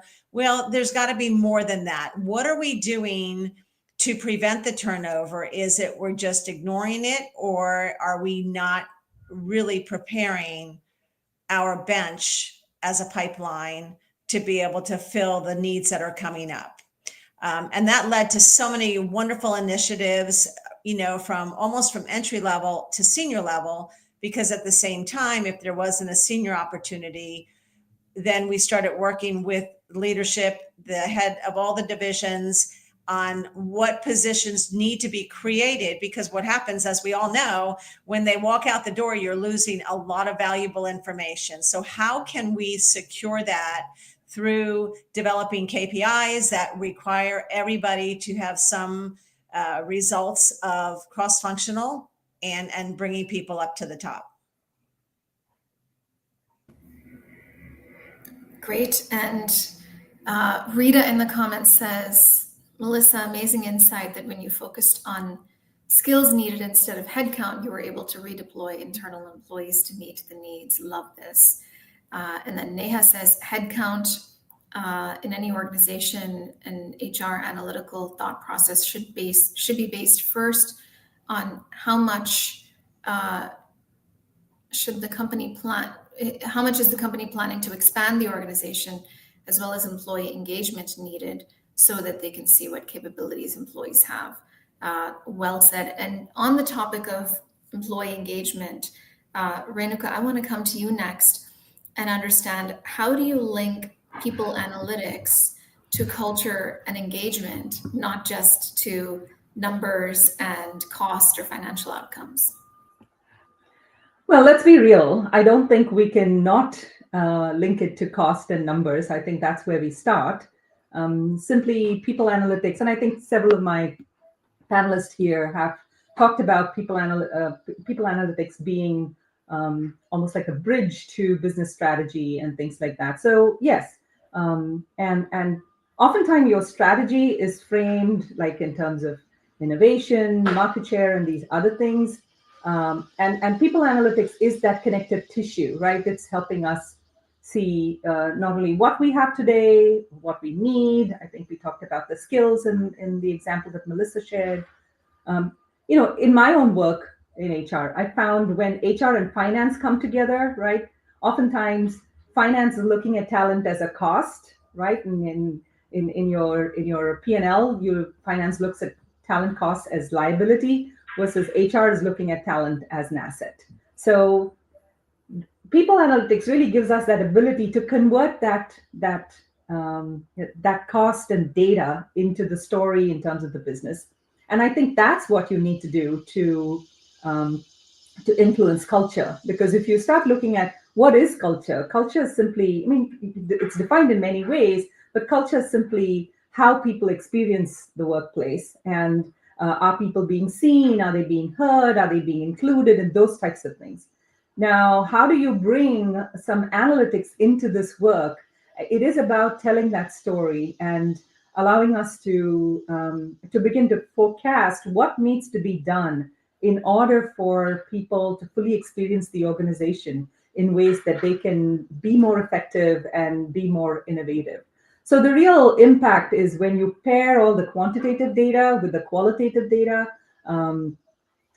It's important to pay attention to employee sentiment and engagement. And without those dimensions, really the workplace is not vibrant, right? You need that employee voice. You need, after all, it's all the people coming together to do the work. So without connecting these things, it really does not make a lot of sense. It also, I think, provides meaning to an organization in terms of most organizations have vision, have mission, and how the vision and mission comes to bear is simply when the people analytics function is able to speak the data in terms of dialogue. So kind of moving away from, not really moving away, but converting that data to dialogue is what is necessary to influence culture. And you can't do it without starting with the numbers.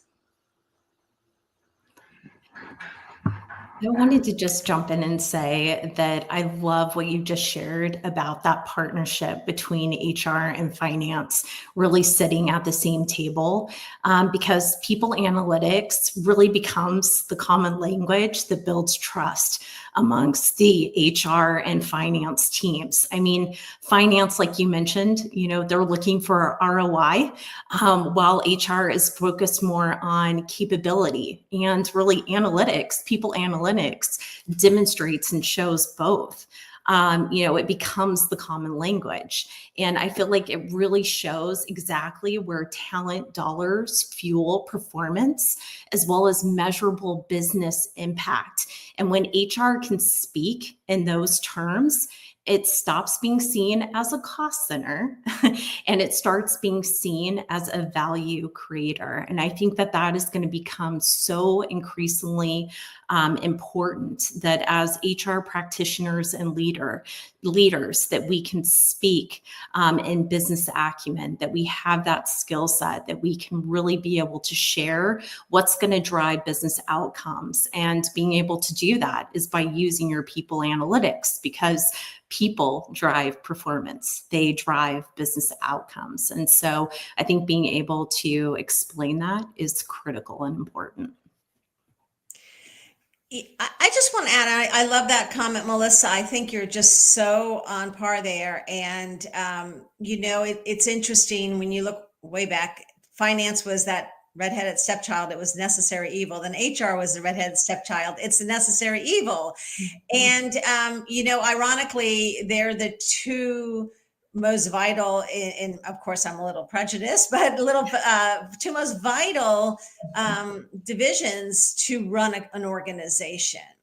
And I think when I look back, the reason I was brought into the position that I had in Aramark was because I spoke the accounting language. So I was able to develop trust very quickly. I think that is something, HR needs to focus on a lot more, in the fact that is, what can we, how do we get that conversation going? Because they don't want to hear us. But I will tell you, when they did, and it was said, okay, listen, and I think this is where, the KPIs, if you can have them that run from the top all the way to the bottom. And so somebody at a senior level, you've got to get that buy-in first. And I think for all HR professionals who are finding that challenge of communicating metrics so that it's going to be understood and valued. You can have it understood, but it's really got to be valued. You do have to start with one champion in the organization, and then understand what it is that really will make a difference. So I think, really getting that relationship from day one is going to be key to those successes in translating those metrics. And it's really quite surprising that what can happen is all of a sudden now they start turning to you. It's like, okay, this makes sense. And that's just such a win when that happens. Well said. Finance and HR collaboration, one of my favorite topics. Now, this wouldn't be a discussion if we didn't talk about AI, because it's 2025. And so, Nicole, I want to come to you next and ask about Gen AI in all of this. So how are companies using Gen AI in strategic workforce planning? It's such an interesting question, right? So what I will do, I will go into a little bit of information, and then I'll give some examples. So I think we all know that we must get comfortable with working with partial information and continuous change. It's just a given. But that's also why people analytics is so important, right? It provides that foundation of which we can actually build everything with AI. So some companies are kind of taking this to the next level, right? We all know around recruitment and sourcing and AI type solutions helping with that. But it's really what it really gives is pretty much a super smart assistant that scans mountains of data from spreadsheets to employee feedback, even emails, and really spots all the patterns and insights that people might actually miss, right? So for example, it allows us to create a skills inventory, helping identify current competency, skill gaps, areas where automation or AI augmentation can actually play a role. So it really allows you to align all your talent strategies much more closely to your kind of evolving priorities, right? Again, that change. So one of the most powerful capabilities is actually its ability to generate predictive insights and kind of run the scenario analysis on those predictive insights. And what this does for workforce planning, it really anticipates and helps you anticipate future workforce needs, right? So it can look at potential talent shortages, surpluses, adapt to hiring and development plans. And it also can support kind of with the personalized employee development, right? By designing, we talked and discussed career paths, right? Actually, AI can really help you and tailor those career paths a lot quicker. It can create special learning opportunity paths. Remember the time that we all had to work weeks and weeks on creating career paths within an organization. Actually, you can run many different things via AI, but again, those people and analytics, and it links to the data side, it really needs to be, correct and fresh. So what we're looking at is really from an operational perspective is to kind of automate all those kind of routine tasks, right? And in many organizations, you're already doing that. You're working with ChatGPT, or you're working already with the agents. You might have already built your own agents, but it really is all around kind of the efficiency and scalability of it, right? Will one actually agent be able to help you run workforce planning, or does it mean you have to have actually an army of agents to be able to get all the data from all those different places? So it's a lot about embracing it as kind of a hybrid workforce tool that integrates employees with AI agents and also that digital labor. It's not scary. It will not actually replace. Certain things will be replaced, but it's actually a new approach, and it will allow you to actually focus on that actual work that kind of enhances your productivity. So I think overall it transforms workforce planning much more into a forward working and looking discipline.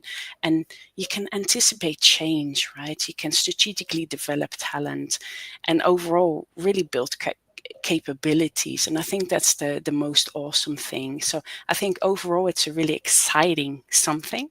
But of course, there's always sides in terms of you do need to really look at where you use it, if you have the right training to use it, and how you kind of implement certain things.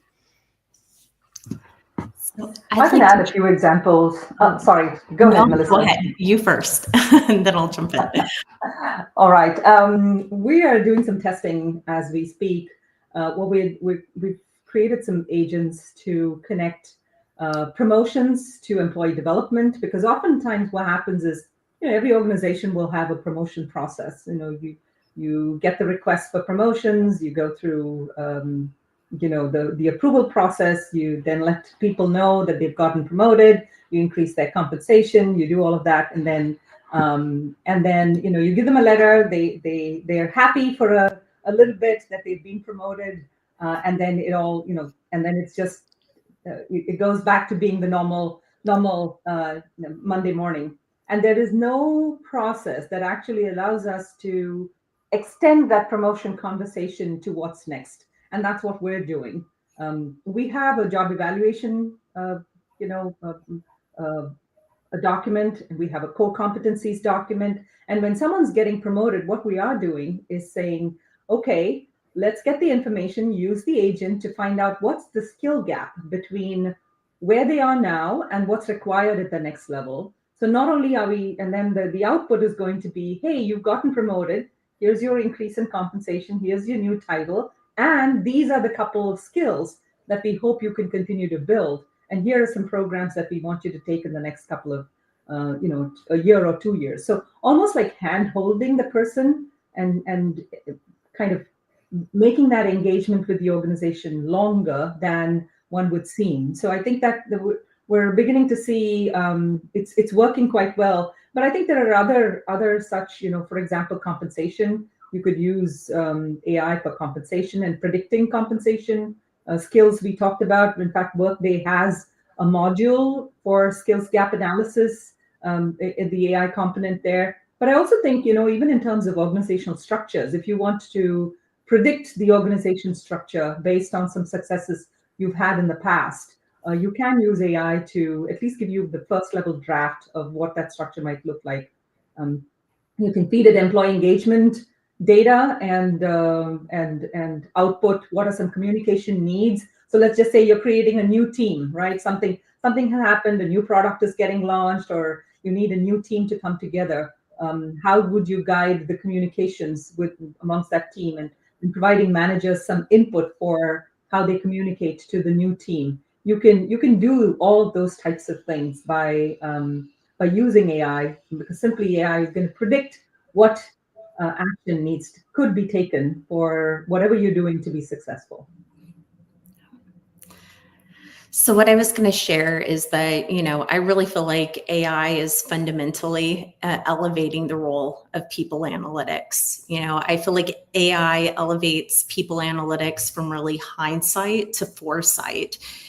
Traditionally when we used people analytics, it was telling us what happened.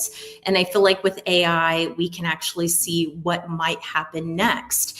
And why this is so critical and important is as we think about detecting attrition risk, as we think about uncovering hidden skill adjacencies, even when we think about suggesting talent mobility pathways, and we're driving that at scale.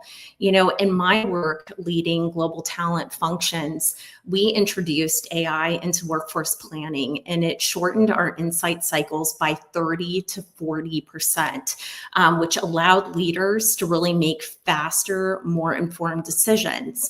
But what I always emphasize, and this is important, is that AI alone isn't the answer. AI should inform, it should not override. The best outcomes come when technology provides the signals and leaders apply the context around judgment and empathy. And I like to call this the tech plus touch. And, that balance ensures that AI strengthens both strategy while strengthening culture. And that's how we create smarter, more ethical, and more impactful workforce decisions. Because I believe that the organizations that get this right will use AI to make workforce planning smarter, faster, and more predictive without losing the sight of the people at the center. And I think that is very, very critical and important as we introduce this new technology into our organizations.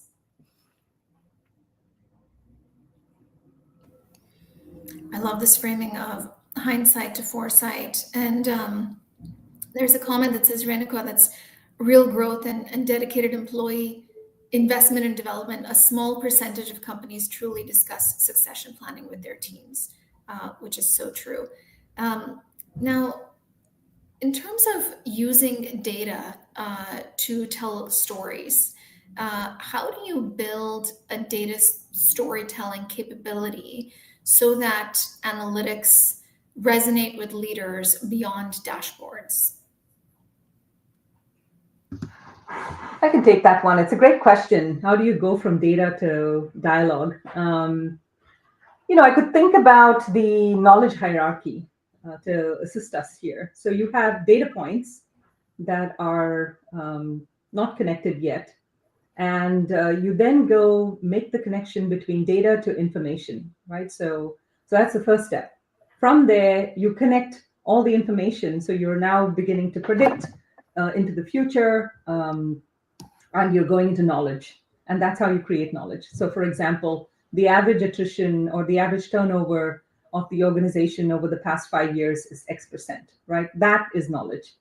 Now, how are you going to convert that knowledge to the next level, which is wisdom, which is what is needed? So that, to me, that hierarchy going from data, information, knowledge, wisdom could be one aspect of how you begin to build the story. There's another aspect to this, and you may have heard of this mechanism that I use called yes and.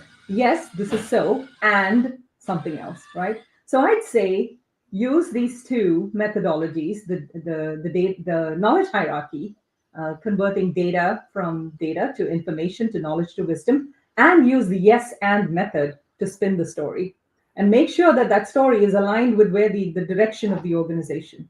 Because if the organization's vision, long-term vision is X, and your story is talking about Y, it's not going to work. So you want to make sure that they are all moving in the same direction, and you're able to articulate the story in a longer term. It cannot be once upon a time. It will have to be once in the future. We are going to get here when we do these things.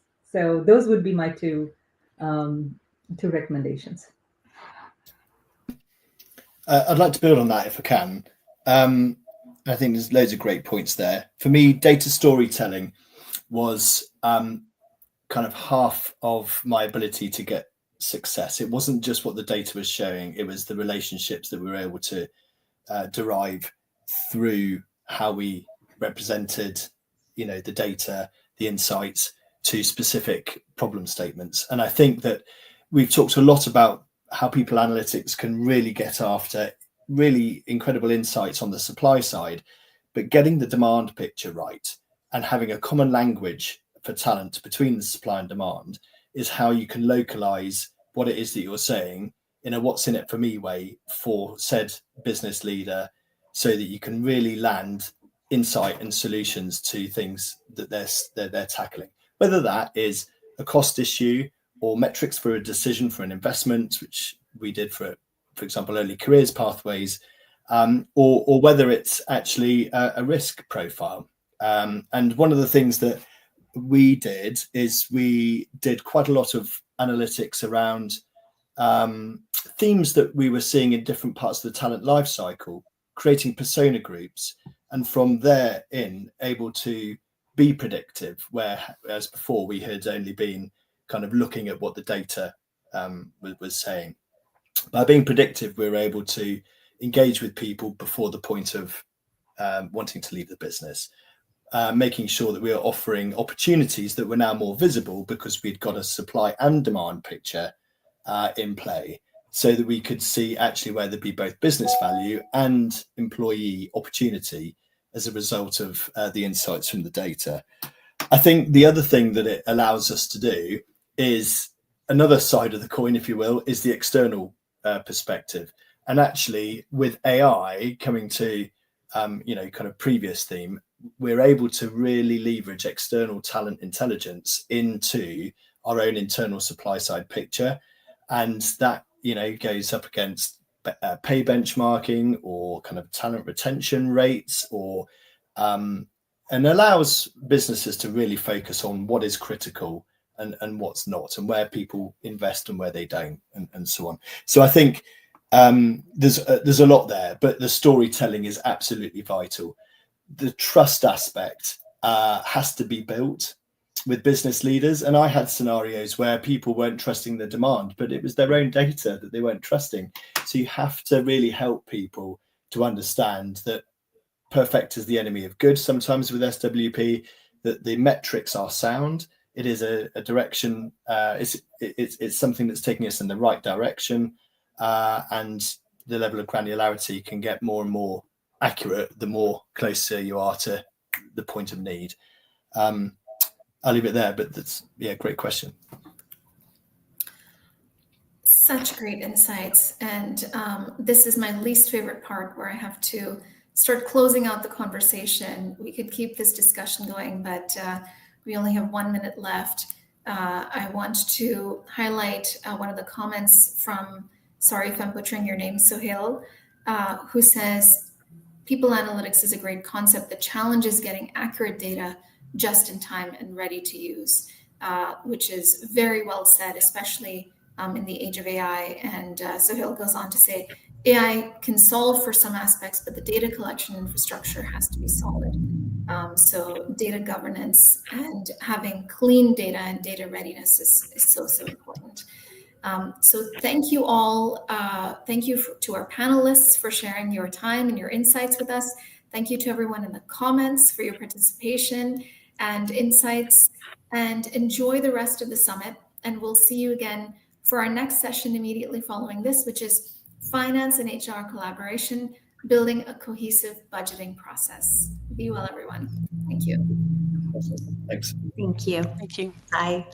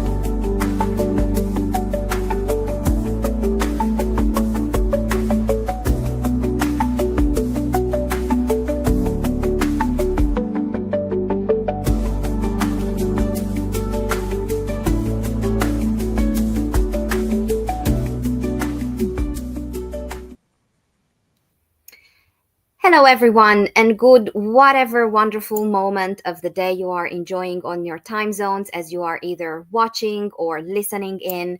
And we've been having a second day filled with great insights and amazing energy on the topic. And I hope that we will be able to keep that up over the following 40 minutes or so. We will be discussing finance and HR collaboration, building a cohesive budgeting process. And Jessa will help me bring up on the stage our amazing lineup of speakers. And as they will be popping up, I will just thank everybody in the audience for being here. And please do continue to use the chat generously and consider the conversation as much yours as it is our speakers. Whatever it is that we will be discussing, please keep on dropping your own questions, your own comments, your own stories, and I will make sure to keep an eye on those as well. Now, you heard me say this before.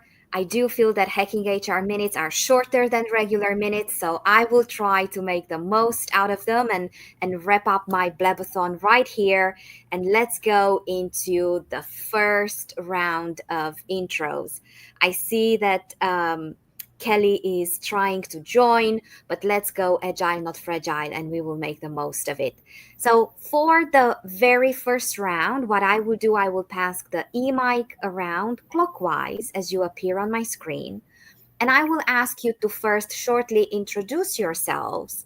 And if we can just start this conversation a little bit on the aspiration and inspiration dimension.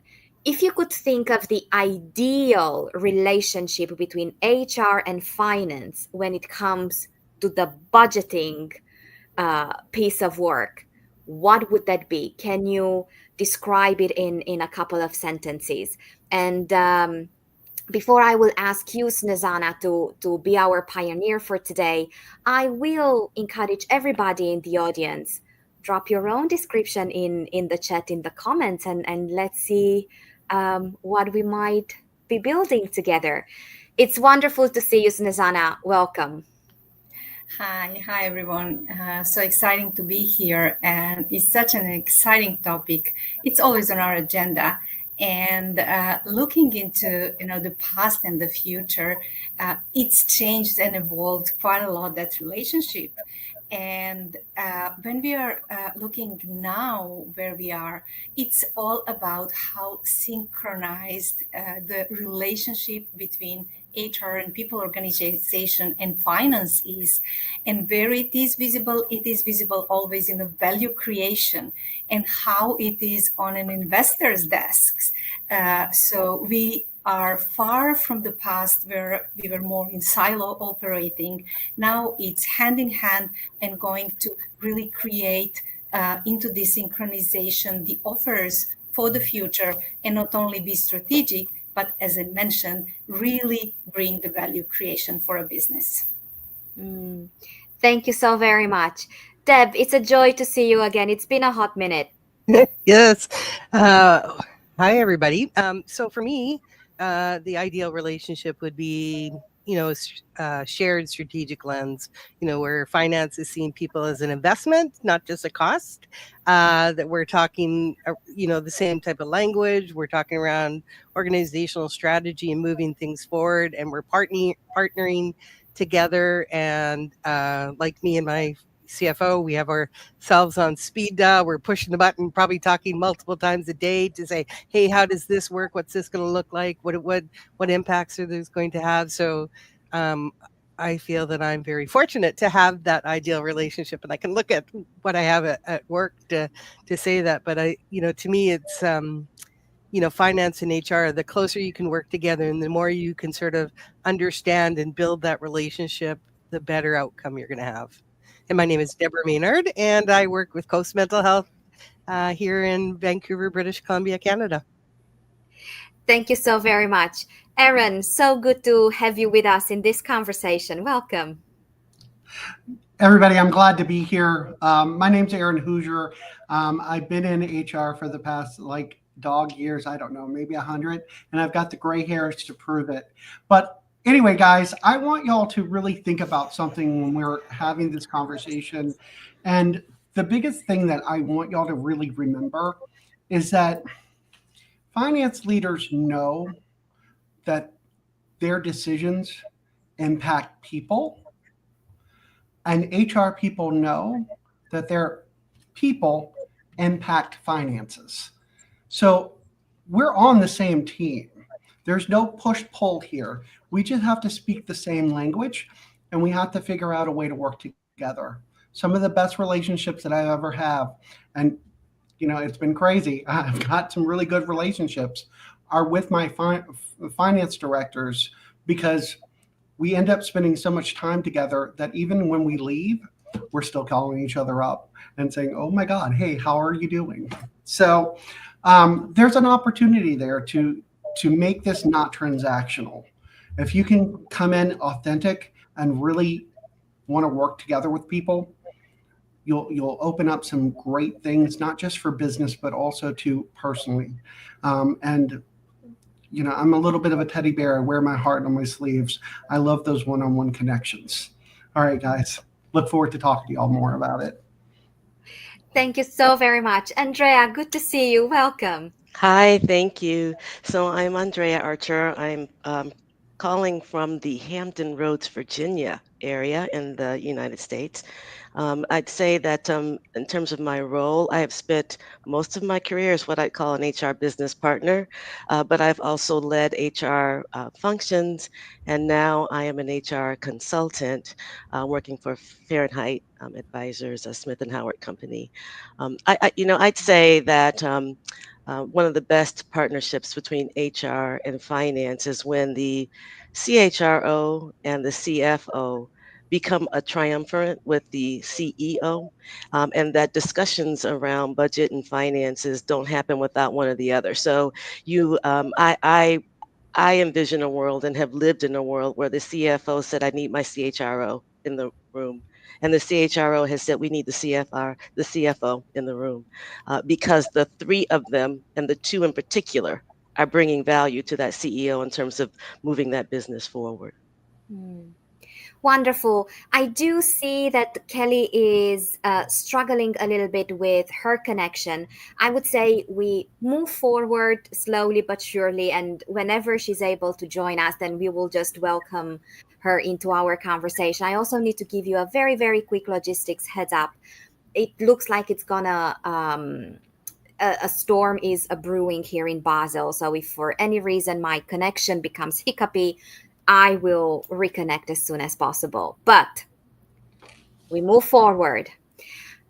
Probably because I am under the influence of the previous panel, wonderful, wonderful insights. And some of the last key points were made around data. And I'm also, I have front of mind something that a Hacking HR friend of ours said yesterday on the panel, that data is the bridge between HR's vision and finance's approval. So since you all talked about HR and finance coming together with the same language, I would like to take a few minutes and talk about data. Now, the relationship with data, that the HR relationship with data and the finance relationship with data have not always been historically aligned and in full convergence. But I would really love to hear your insights. How do you see the relationship with data evolving when HR and finance want to speak the same language? And Aaron, I loved what you said, that finance people know that their decisions impact people, and HR people know that people impact finances. I would invite you to be our pioneer for this one. So bottom line is, when we're looking at data, we're all looking at the same things, because it comes down to how aligned you truly are with your business. If you are truly aligned, and I'm not just talking about HR, finance has to be aligned with the whole business as well. It can't just be in its silo. And I think a lot of times where these processes become push-pull is when you have departments that have kind of gotten into the old school mindset of, well, this is my lane and I'm going to stay in it. And I like lanes. It helps you to swim a little bit, but also too, I think at the end of the day, we have to know that we're all swimming in the same pool. The pool is there, and there may be dividers along to keep us kind of going forward and not going into other people's way and getting in the way of people. But the reality is we're swimming in the same water and we're all sharing the same resource there. So you have to be truly aligned. And that's when coming from a storytelling standpoint is really important for HR, because we have to be able to really look at the impact of the data. And what I mean by data is we're talking about performance matrix. There's tons of ways that you can connect your people's performance with measurable results that equal into data that a finance person can understand. It's how much value does this particular thing happen for that particular task. And sometimes if you break it down that simply, some magic starts to happen. But before I dominate the floor, I want to kind of pass it along to other people, because I would love to hear the other insights that you guys have. Thank you. Yes, the unmuting competition is officially open. Please jump in and build on each other. Hi, I guess I unmuted first, Andrea. So, for me, bringing HR and finance data together is important, because if you anchor on the impact and how, our data impacts, sort of things that finance might understand. So like turnover, in our case, vacancies and injuries and training hours, and you share a dashboard. I mean, we actually share a dashboard where you can see, the cost per program or per employee. And then we're then focused on the same language and using the same tools to in different ways to show different messages that support the organization. So for me, bringing, focusing on the impact so that both of you understand that and can have a story to tell, as Erin said, I think that for me is sort of key to this piece. Andrea. I probably can tie both of those together, because I love what Deborah and Erin both said. What I'd say is that knowing the business, which is a recurring theme throughout this conference, is really important. And being able to connect with the finance folks on their terms is really important. But, don't make it more complicated than it is. So yes, you need to know what EBITDA means. And yes, you need to know what CAGR means. And yes, you need to help the finance team understand turnover. But really, at the end of the day, it's about revenue and growth. And so from an HR perspective, there's always a talent and culture implication to whatever is happening. And so rather than thinking about the fancy metric, what you need to think about is what is the talent and culture implication that is getting in the way of growth? And then what is the story, as Erin said, or what is the data, as Deborah said, that you need to bring? So as an example, if engagement is an indicator, or turnover is an indicator, then that's the data that you need to bring. And here's the thing, don't forget that while finance folks do care about the financials, they're also human. They're also employees, and they're also leaders. And so they have challenges too. And the more you connect with them on that, the more they can be advocates for what it is you are trying to build or bring to the table. Yeah, I can only relate to what has been said so far. And of course, there are established metrics and KPIs that you go and agree, depending on a project you're working or the overall strategy you are going to establish. And those KPIs, section by section, let's say if we are talking about the HR parts, is it the workforce management, is it leadership and development or hiring, you will establish a certain metrics and then certain KPIs that you will have a common language how to recognize from both sides. But then moreover, and I like the mentioning of the culture and the value as well of the engagement, because overall it can be overlooked if you look only from the cost perspective. So you cannot look into the head count, the cost, etc. You need to look what is then the piece of innovation in it. And then that's where HR needs to really have a strong voice and talking about the capabilities, the competencies and the skills that are needed, that you cannot lose the track in innovation when you're looking into the cost or cost optimization or cost planning or budgeting. So these are the things that have to be, of course, always brought up, and in a good relationships, in a good understanding of the business, because the business is the one to succeed and to have a good profit back. Both HR and finance are then aiming to the common goal. Thank you. Kelly, it's so good to see you on our screens. I am so happy your router finally decided to use the powers for the good.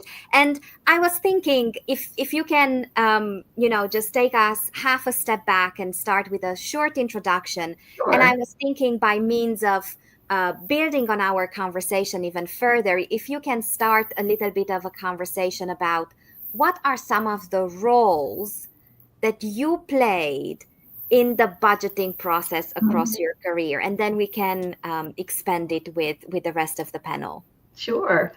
So hi, I'm Kelly Timpane, here actual, not just a waving circle. And I am currently the Senior Vice President of Global People Operations for a mid to large size biotech pharma company.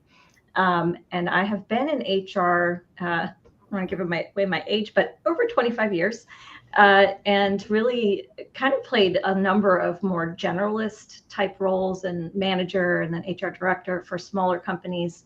And about 10 years ago, got really into more of a niche space of HR operations and total rewards. Sometimes both, sometimes just one piece. But where I really thrive is HR operations. I am a very techie, nerdy person. I describe our area of HR in HR operations as the techie, nerdy part of HR, but that keeps the wheels on the bus. And a big piece of that is the budgeting, systems, processes, et cetera. So my role has really changed over the years. Initial starting out, it was probably more just, finance would say, here's your budget and you got to make do with it and kind of figure out how you're going to make it work, right? In my current role, I actually own the entire HR budget. So from end to end, I plan it, I look against last year, I try to show why it's a better deal this year than it was last year. Did we put in some savings? Are we getting economies of scale from purchasing things bundled? And then I track it, and I have a terrific finance partner, hi Mendy if you're watching, who works with me every month to make sure that we're staying on track, budget versus actual. And we even go through and highlight if there's things that are off. Well, why was that? Let's add a little narrative, kind of to someone else's point, a story, the culture piece of, okay, well, we spent more here, but that's because we did this really great thing. And here's how that's going to show itself later in some sort of business or especially financial impact that's going to be positive. So my role has really evolved. I love being this in-depth with it now. It helps tie everything together, especially being the one who's also overseeing all of the systems and processes and vendors and analytics. It kind of helps tie all those pieces together for me to know if I change these dollars here or we invest in this item over here, it's going to have this ripple effect throughout HR, throughout the processes, the systems, and ultimately the employees, because that's really what it's about. Yes, it's about the profitability and the EBITDA and the CAGR and all of those, but it's really also about the employees. And that can be tough to balance the budget for what we want to do for our employees and also the bottom line. But the best thing I've found is if you can find a way to use the data to tell that story and show, okay, yes, we're investing and this is good for the employees, but it's also good for the business because this improved morale is going to equal increased productivity and that's going to mean more profit, or this program is going to decrease your turnover and that's going to mean You're not going to have to hire as many people and retrain them from the start. So I love budgeting and numbers in Excel. And I know it makes me sound a little bit like a crazy person sometimes, but it's been a really great journey in my career getting into the budget. Thank you so much, Kelly. Any other builds on what are some of the roles that HR professionals play in the budgeting process? Aaron. I'll jump in. One of the things that I always take ownership on at the beginning of the process is to define what we do with impasses. Look, in a perfect world, we're all going to agree, but that never happens. And one of the things that I realized early on in my career is that the model I'm about to give you works. So basically what I do for every meeting that I go into when it's a budget situation, I get the decision makers in the room and we all have to agree to 3 things. Number 1, if an issue's too big and we can't settle it, we escalate it. And by escalating it, I'm not talking about shooting up the ladder where 5 other people get to make a decision. No, we determine who that one decision maker is, and it has to be someone that can have the authority to make the decision. It can be the CEO, it can be the CFO, it can be whatever letter of the alphabet you want the title to be. It doesn't matter. It just has to be something that both parties defer to and trust the authority of. And then also, too, we set clear and final parameters. What does HR do? What does finance do? Typically, I like to do all things that are human related and compliance related. Typically, I've worked best in situations where the finance says, okay, all hard dollar decisions, that's my ownership. Data points, that's my ownership. So that helps to define it a little bit so that way we're not jockeying for position, you know? And then also too, let's say if all those 2 other things that we just talked about doesn't work, then we agree to still move forward. And if we have to give it a test run, test it out, test the idea, see if the idea works, do it small. And then if it works, great. We can see what the impact is for that small group so it doesn't impact the whole. But the key thing is to keep things moving. And that way you don't get to an impasse. Unfortunately, people are human and people are going to be people-y. So you have to plan ahead of that. You reminded me of something. It's a question I ask everybody that I start to work with when I go about doing my change work in my full-time job. And one of the very first questions I ask people is, how do you want me to disagree with you? Because when things are going nice and smoothly, you know, we all speak our own love languages, but then what's our conflict language? We almost never contract that clearly. Thank you. I see some nodding on the screen, so please jump in. I would say that as an HR professional like Kelly, I have owned the entire HR budget. But as an HR business partner, I have also been in the room supporting the business and the finance, I would say my counterpart. And I will tell you that the relationship between HR and finance from a business partner standpoint is critical. First, there's the headcount versus budgeted headcount. That is always a debate. And the more you talk about that and partner early, the better it is. But one story that I have that I'm proud of is that the budgeting process was changing from a focus on revised budgets to a focus on forecast accuracy with budgets. And I watched my finance colleague try to explain without much success in a staff meeting with the business what was happening. And as an HR person, because he and I were so closely aligned and had been speaking about this change, HR professionals deal with change all day long. And I was able to, in that meeting, have his back to help communicate what I saw was being lost on the business.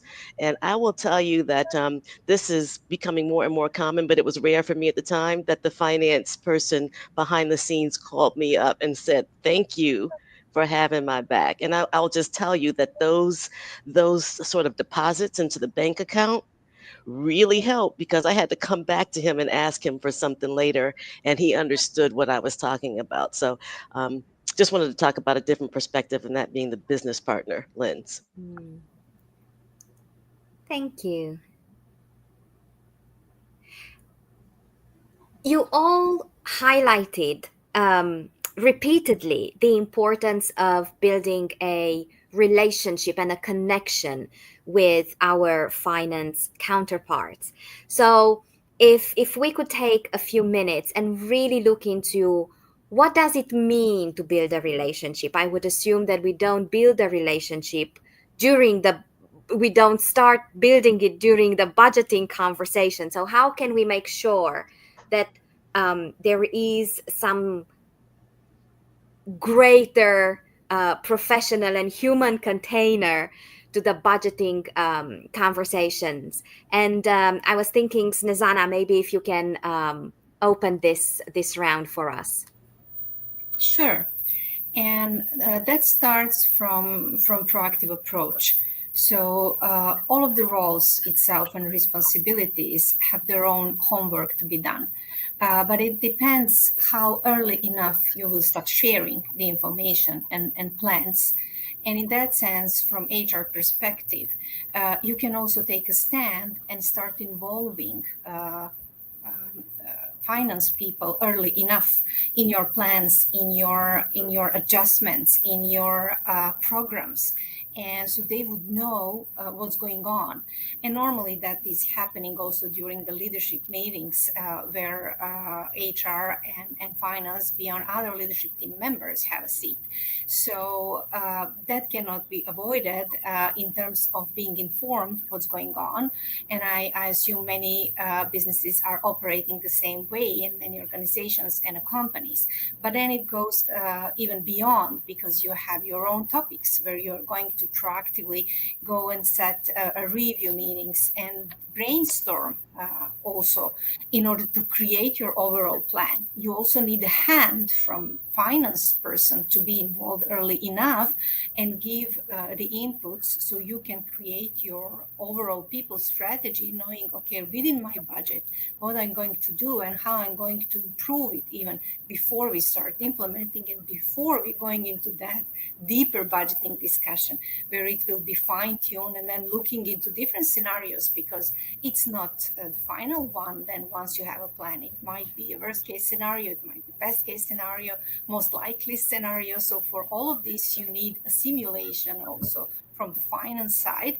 And through all of these different interactions, you show the trust and you show the transparency from your side, which is happening also from the other side, meaning from the finance side, where they can come early enough and involve HR person into their operation and what they will need to do certain decisions.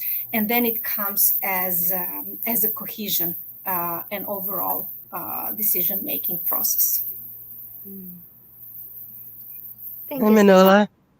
If I could just add into this, I think one of the things that I try to do is bringing in finance really early, and really talking before we even go into the budgeting talk about, sort of, where the challenges are in the business and what we're finding from, people impacts and how that's going to impact the budget and what certain commitments can do to help, improve that. So for example, is like, we're having safety challenges and we're, potentially getting safety violations. And here's what it's costing us in WorkSafe costing and additional funds that we're paying outside of just sort of the typical budget is around, the premiums that are paid, and really talking to them about that and making sure, like, where can we align and and then asking them, what do they need in the budgeting process, right? Because finance is a department too. And often, finance and HR, we're the ones that get the staff last because we're, sort of back office hiding. But like they will say, like, they don't have anybody to advocate for them at the table too, from a budget perspective when it's talking new roles. So making sure that you can be their sort of person that helps advocate for what they need, and really making sure that they understand what it is that certain decisions will drive within the business in improvements, not only just, sort of increase EBITDA, which is obviously always important, but, reduce costs and, less people going home injured and less, risk and all of those sort of things, which they understand that language. So I really try to arm them with the information as what's happening in programs. Like a lot of the time, I find myself being sort of the conduit which programs information can come in, and sort of that's operations in most organizations, and then HR sort of gets that and then translates it into finance wording so operations can get what they need. So you can actually play a really cool business partner relationship if you're sort of helping the operations get what they need out of finance also. I love that. Deborah. And I when you said that really struck a chord, because that's something that I've also really tried to do, is partnering with finance, not just to get what we want out of them, but how can we help you? And that helps build that rapport too. If you start that early on, even if it's not necessarily people that are in the budgeting process, just getting people in the finance team in your corner and you're in their corner. For myself, I'm really good at Excel. I'm known in the company as being one of the top people to go to with Excel questions, even though I'm not in finance. But, I'll have people from finance sometimes like, can you help me get this thing? Or I'll put together reports for them sometimes. And it's not something that's, in my job responsibilities, but it's something I can do to help. And so even just things like just checking in like, hey, do you need help with anything I can take off your plate for you? I know you guys are so swamped and short staffed just like us. And just coming through on those things that you say you're going to get to them, delivering on it, it just builds that trust and the rapport over time. And then you've got someone, and I think you kind of mentioned this too, Deborah, that you go to them and you get them involved early and you talk to them about, here's the issue, here's how I think that can help. And in that case, you can end up talking and generating ideas with them together to then go in and take to the broader team or the leadership team. So you've already kind of got someone, by your side who's coming in and saying, yes, this will work. We've already vetted it out, and it's not, coming in without all those things already factored in. So I think that's a really great idea, building that rapport with finance.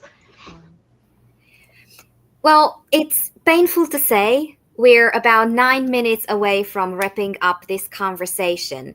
And I do want to make sure that I try to squeeze in a question that those who saw me in other panels know that this question is very near and dear to my heart. We do know one thing about our wonderful audience, that many of them, they live and work in the reality of an HR function of one. So I would really invite you, is there anything that you would like to highlight or nuance or a new advice that we haven't talked about that you do want to leave with these people who are in the reality of an HR function of one? They cannot fight all the battles and they cannot be in all the conversations. What should they prioritize? I've been there. I've been an HR function of one earlier on in my career. I'm not at this point, but what I would say is building that relationship early and with the finance person, and really having those conversations will take you a long ways, because it doesn't matter if you have a team or not.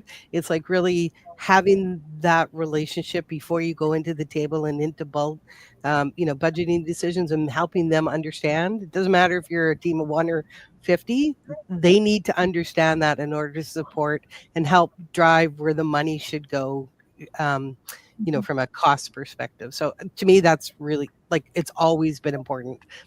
I've always seen finance as kind of like my best friend. And we do work, we'll do potlucks with them. Finance and IT, we're the back office functions. We sort of all pull together as a big team. So that, to me, that's important. Mm-hmm. So I agree. I mean, getting in there and building that rapport is really important. But I'm going to give that HR department of one a tool that I've found to be extremely phenomenal. If you understand how to ask the right questions of it, lean into AI.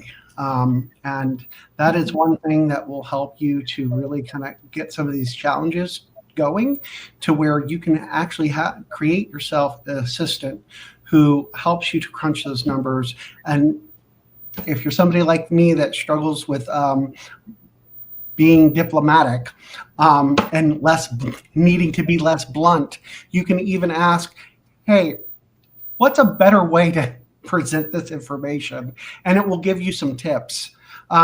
Leverage out there the free technologies that are already there, because there's so many things that you can do in-house that you don't have to take it out, and you can literally look like your massive team behind you if you know how to ask the right questions. But more than anything else, you need to educate yourself.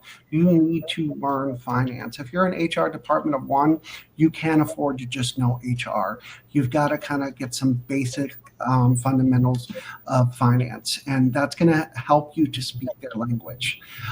It may not help you to work less hours, but it will definitely help you to get what you need done. I think Yeah, the other build on that, what Aaron just said, is really stay curious.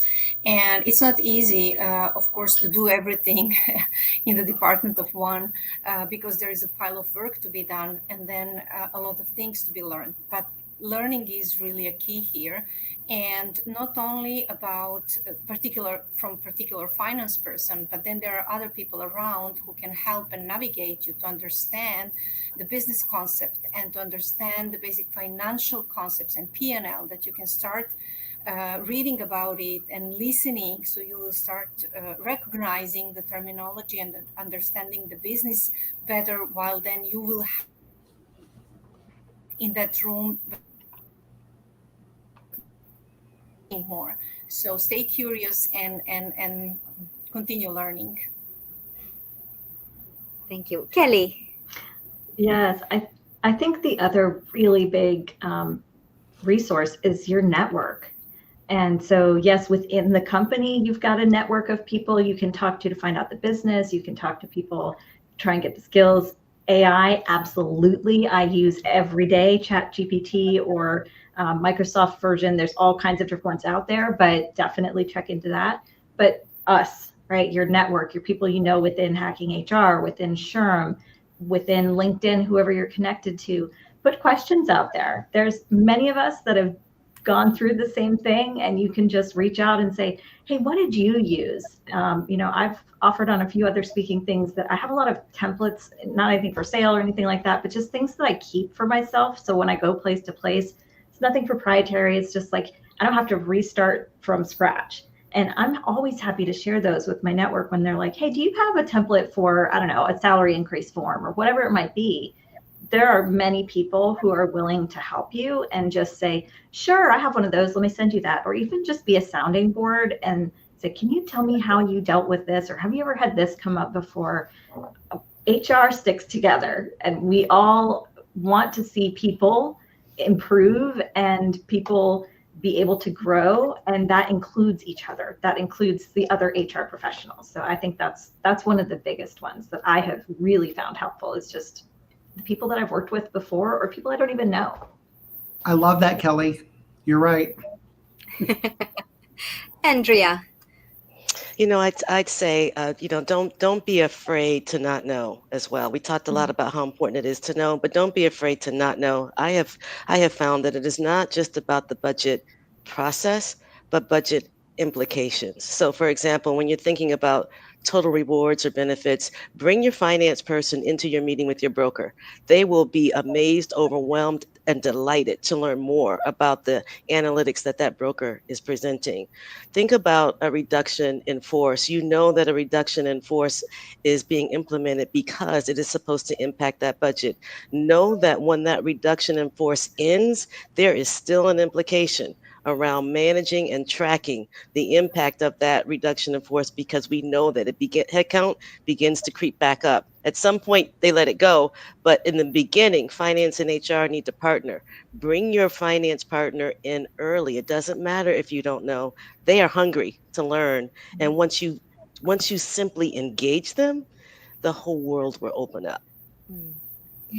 Thank you all so much. Now, I know we are 2 minutes away from saying goodbye. I hope Jessa will give us at least one minute of extra grace, because I do want to go through a wrap-up round punchline style, so a bit of a spin to it. And what would be your one-sentence advice to an HR professional who yet again was asked to reduce their budget? And we will do this counterclockwise. That means, Kelly, you will go first. And also this wrap-up round is open to everybody in the audience. What would be your number one short advice to HR professionals who are quite possibly for the gazillionth time in a row asked to reduce their budget? Kelly. I always try to look at it in an order of what you can cut. And it's your nice to haves can go first, your should haves go next, your must haves you have to keep. And I make sure to always organize my budget in that way, whether I give it to finance that way or at least I have it in my back pocket. You need to know where you have a little buffer room that you can cut out if you need to. Thank you. Thank you so much. Andrea. Yes, if you have to cut the budget, then you have to cut the budget. Don't go in there trying to argue against cutting the budget, because that is the mission. But then it becomes a matter of prioritize, prioritize, prioritize. And I'd say prioritize based on the business, because once you know what the business driver is, then you will have an easier time arguing that that is the thing that has to remain. Thank you. Aaron. Well, that's an uncomfortable thing to do, is cut something. But here's the deal: you're either going to cut the budget or you're going to cut jobs. So let's talk about the numbers and let's really look at what that impact is. If you can save $15,000, that equates to at least a couple of hundred hours, possibly, of jobs down the road for people. So, I mean, you got to look at what the impact it really is. And to Kelly's point, look at what you'd like to have and start there. Thank you. Deb. I agree that you should work with the operations to figure out what's going to have the least impact on them, because we're all doing it in order to support the organization's operations, right? So apart from nice to haves and all that, that's kind of your first step. But then when I get to the next point, it's like, okay, what's the risks here if I cut this, and what would you say is more important? And I use their assessment, because at the end of the day, I'm supporting them. Thank you. Snezana, bring us home. When cutting the budget, it's important also to have this long-term lens, and depending on the business, of course, but don't forget about the innovation, because some things you can cut and it can bring short-term value, but then it will hit under the corner longer term. So think about innovation. Thank you all so very much. Thank you for being here, whether as our speakers or in the audience. And please do stay on the link, because you have a real treat coming up: compensation, benchmarking, and total rewards adjustments. Thank you for taking the time and the curiosity. And if you do enjoy these conversations, please also make sure to say a thank you to the wonderful Hacking HR staff that never makes it on the screen. It's Jessa who keeps us always safe, and then it's Sneha and Enrique. And I think they would really appreciate a bit of a gratitude and love for the wonderful work, the unseen work that they do. Thank you, everyone, and I will get to see you again soon. Thank you. Thank you.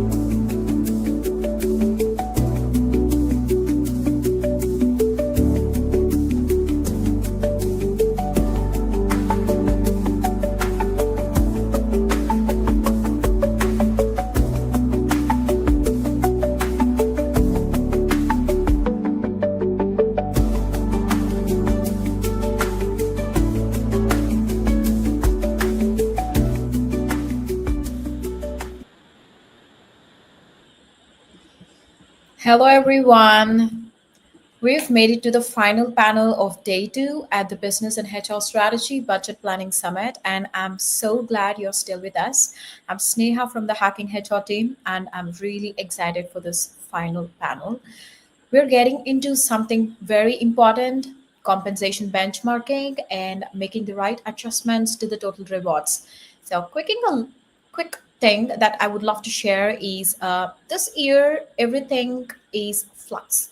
You know, the AI disruption, the inflation, the GLP-1 revolution, hybrid work, shifting expectations across various generations, and still we are expected to build fair, compelling compensation programs without breaking any budgets. So it's not totally about comparing numbers. It's more about how we adjust the total rewards to be more smarter. So before we get into the heart of today's panel with our 3 amazing panelists, I'd love to ask all of you in this chat, if you had a magic wand to fix one challenge in your compensation strategy today, what would it be? Drop it in and we'll read everything. Now, I would love to meet our incredible panelists who would be helping us wrap up today's discussions with great compensation wisdom. And to start with, please do introduce yourselves by sharing who you are, what you do, and what's one big myth about pay or rewards planning that you think people really need to stop believing. And yeah, I think I have Rich at the top, so I would go with you, sir. Sure. Rich Bertner, the head of compensation for Edward Jones. Been in the total rewards industry for almost 30 years now. I think one misnomer that I wish people would kind of put a break on in terms of when they think about pay and total rewards is, unfortunately, it's not us against you. It feels like that at times. I think there's a lot of misnomers in terms of data, right? Well, that data is not good. So you need to go to a different data source. I think people have to understand most of the data sources that as reward professionals we're pulling in is they are credible sources. Again, it's wants versus needs. And I want to focus more on needs. What do the associates need? What does business need? What does the organization need? I want a lot of things. I don't want to pay taxes, but yet here I am still paying taxes. So I think that's also kind of the perspective is delineating between wants and needs. Awesome. Can't agree more. And I have Rob. Hi, everyone. I'm Rob Bacher, a human capital leader. I currently lead RBC Human Capital Group, where I serve as a fractional HR leader, board advisor, and transformation partner, after often stepping in as an interim HR leader or serving on an advisory board. In terms of a myth, I think one thing that I think we really need to try to think about differently around total rewards and compensation planning and budgeting is it's not a once a year activity. I think really elevating the way we look at it and having a more agile approach in the way the world is shaping today and how we position ourselves to think through that. Hopefully we're all already having discussions with the business throughout the year, but again, thinking about planning in a different way beyond just once a year activities. Amazing. Yeah, love that. And we have Jen. Hello. So I am Jen. I'm coming to you from Washington State, where we've been having a bit of a heat wave. I am responsible for people operations, workplace, and total rewards at LaunchDarkly. And I think the myth that first came to mind is that to have pay parity, people need to be paid the same. I hear that a lot, and that's really not what pay parity is about. It's making sure that as we determine where someone should fall within the range or what their pay should be, you're not considering things that are protected characteristics, and that it's based on things like performance or other documented or parts of your pay philosophy.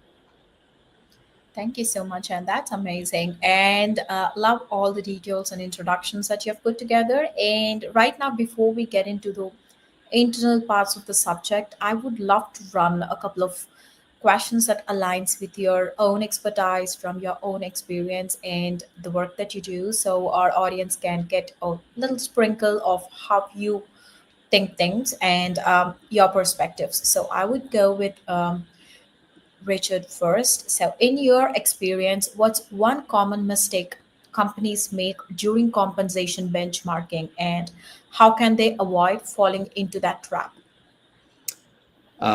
It's a really good question. I think when you think about publicly traded organizations, there's obviously the pressure from stakeholders, shareholders, et cetera, that come into play, making very intentional decisions in terms of talent. Our talent, our people are the greatest asset of every single business. And making sure that we're looking at that talent appropriately. It kind of, the adage is, don't kind of, bite off your nose to save your face, right? Are we making the right decisions in terms of not only a short term, but a medium or a long-term play as well? Again, I've seen organizations historically that, again, are kind of focused on, again, I get it, on the profitability play, et cetera, but at what cost does it come in terms of short-term plays that have longer-term impact for us in terms of, the budgeting and the reward strategy? Wow, I can't agree more. And if anyone have something to add on to that, I would let you, or I will jump on to the next one. Okay, I will go with Rob. With the hybrid work, the gig roles, and generational diversity all rising right now, how do you approach budgeting for flexibility? Yeah, that's a great question. And, myself working in sort of a gig economy now, the sort of silos of doing things in the past and being less rigid, I guess, is important in the world that we work in today. Traditional budgeting assumes mostly full-time homogeneous workforce, but in today's reality, that's just not it. So the days of one size fits all really doesn't work anymore. I think shifting to from a fixed program to a more flexible pool approach with certain things that you can be more flexible in terms of what you're offering is in terms of benefit plans, flexibility in terms of working. A lot of things need to perhaps look through the lens of 5 different generations that are currently in the workforce. So trying to differentiate that and taking a more agile approach is something that's becoming more and more important in total rewards and planning and budgeting. Thank you, Rob. And jumping on to Jen, the managers often do struggle to communicate pay info clearly with all the employees. So how do you make compensation data and insights more accessible and usable for them? Yeah, so I think, at least in my perspective, it starts with education. So explaining where we're coming from. Why do we set our pay programs where we do? How do we think about market data? And how do we piece this all together to align with our business strategy and our compensation philosophy? So I think it starts with helping folks understand those basics and helping managers understand the full context of the information they're seeing. It's really hard when you just get a number, you get a compa ratio, or you get someone's bonus target. You don't know, is that good or is that bad? So providing some of the skills and a little bit more perspective to understand how we think about pay ranges, where we think someone should fall within the range. And so managers can start thinking about, okay, they have this compa ratio, but that might be because they just got promoted. And so it's more likely that someone who just got promoted is land in the range. Or it's, because this is a really hot skill and we are paying top dollar and these people are force multipliers. It's worth it to have them at the top of the range. And that's why they're at the top of the range. So I think it's context education to help understand and make the communication managers are having with employees more authentic and more productive. And then in terms of the real tactical of like, how do you make it available? I think it's looking at your HR technology strategy and thinking about where are managers getting a lot of their information, how to make it quick and easy so you don't have to try and pull things from multiple different places. That might be a total reward statement. That might be in your HRIS, there's a dashboard, or just pull together a Tableau report, pulling together some data and making it pretty easy for folks to access and view the information and then share it with employees. I think lastly, what's important for you as either an HR practitioner or a comp person is, what is your transparency philosophy? How much of this information do you want to have available to managers and to employees? And that will help guide the technology question as well, in terms of what do you want to be self-serve and what do you want to make sure you're serving to people in more of a push format. Wow, I totally agree with that, Jen. And thank you so much, all three of you, for sharing these amazing insights with us. And right now, I would love to go a little bit more interesting within the topic. So here is an open question that anyone could start from their end. So what are some of the newest trends that you're seeing in compensation right now in today's world? And what's genuinely new according to you, and what's just being rebranded?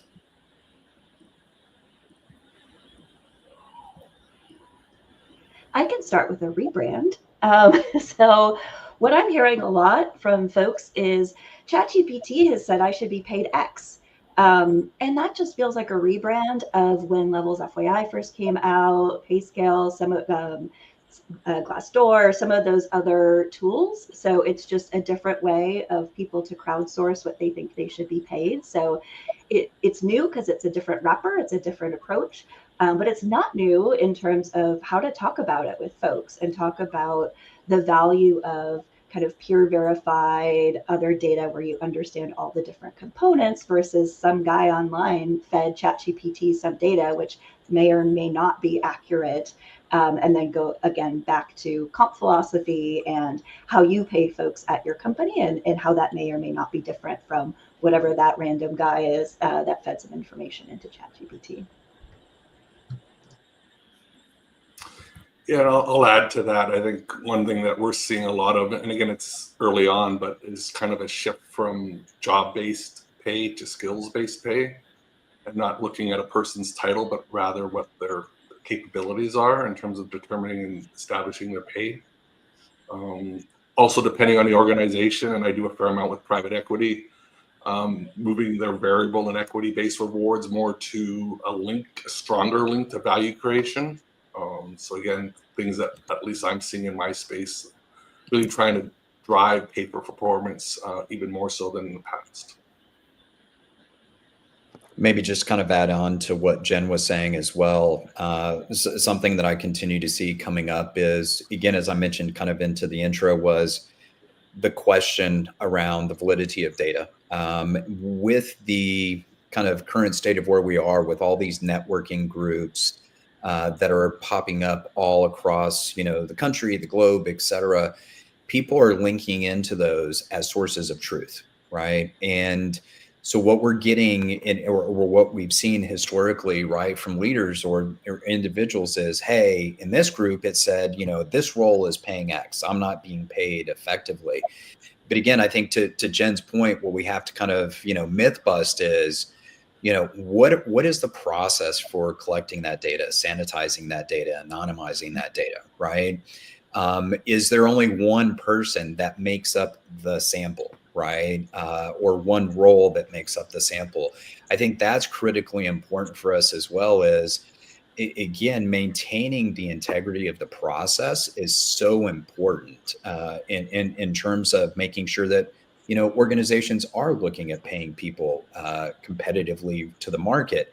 But what is the market, right? It can't be just, what used to be salary.com, right? So Jen, to your point, the hot thing other than ChatGPT back in, I'm dating myself here, was salary.com, right? And so I think that's so important for us as reward professionals is making sure that we are, again, leveraging the appropriate data consistently as well. Thank Could you. I add Yeah. a little bit to that still on the myth busting aspect? People tend to look at things that they feel they're low in. We need to really push back and start thinking about things holistically. I mean, one company might pay P50 on comp, but they have other aspects of what they're offering. Their total rewards are actually even broader employee value proposition.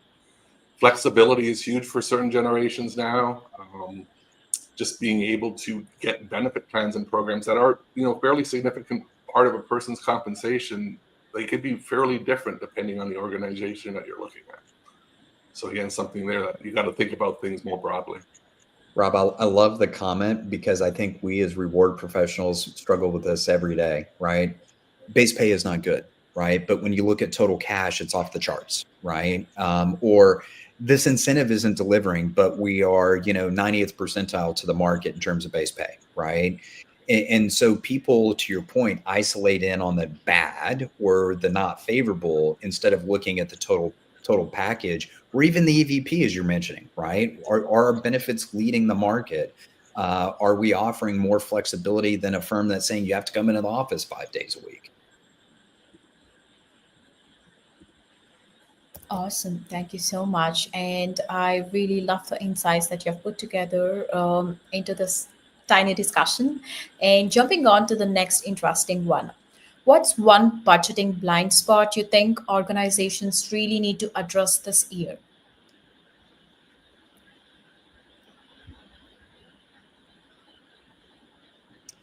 Maybe I'll jump in as from a budgeting perspective is we've seen a softening in the market.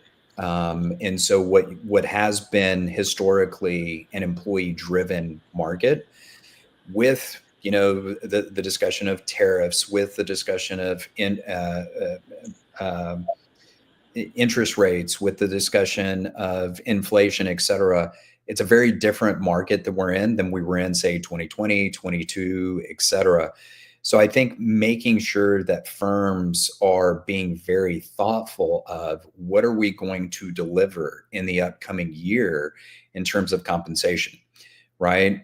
And I think it's a philosophical question as well. And I appreciate Rob and Jen's view as well as, it becomes, are we going to be a leader, a laggard, or are we just going to be right in the middle, right? And that's a question for every firm to answer. There is no right or wrong answer there. Yeah, that's a great point, Rich. And it really is up to each organization. The one that I really think is a blind spot that I have a lot of passion for right now is the underinvestment in skills. I think the way the workforce of tomorrow is going to look compared to today is going to be significantly different. I think employees are very worried about what that means for them and their security. So being able to have a pot of money for learning and development that's robust and ensuring your workforce, keeping them engaged, that there's support there to help you. Based on demographics, our workforce is not finite, is finite. So we're going to be challenged as organizations too for talent. So I think spending more and looking at skills development, upskilling, reskilling is going to be an important area that we need to focus on.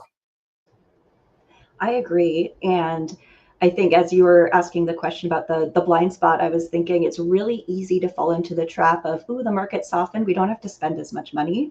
But it's, touch wood, it's not going to be soft forever. And so how can you set yourselves up to still be the company that folks want to work for when the market heats up? Because you don't want them to be running for the door as soon as that happens, because you haven't been taking care of them all this time just to save a few bucks here and there. So I think the blind spot is just don't fall into that trap. Think about, as Rob was saying, where can you invest?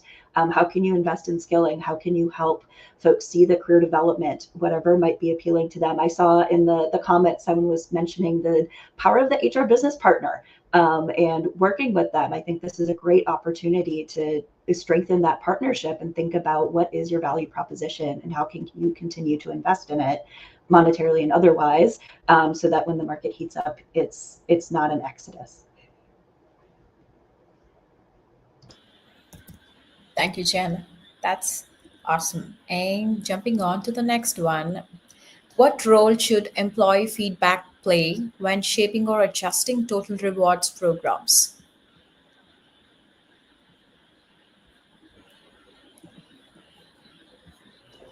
Go ahead, Rich. Yeah, sorry, Jen.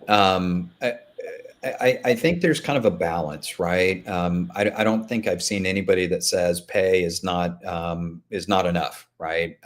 Or hey, you're paying me enough. I don't need any more base pay. So I think you have to take a lot of some of that commentary on the pay side with sort of a grain of salt, but understanding on the variable piece as well. You know, are we really delivering pay plans that are driving true pay for performance? I would say probably the variable that I see is more on the kind of the benefit side, right? Or when we think about employee wellness, things of that nature, that's where I start to see, you know, like conjoint analysis, right? Where would you, if you had $1, where would you spend this, right? What would you give up in lieu of?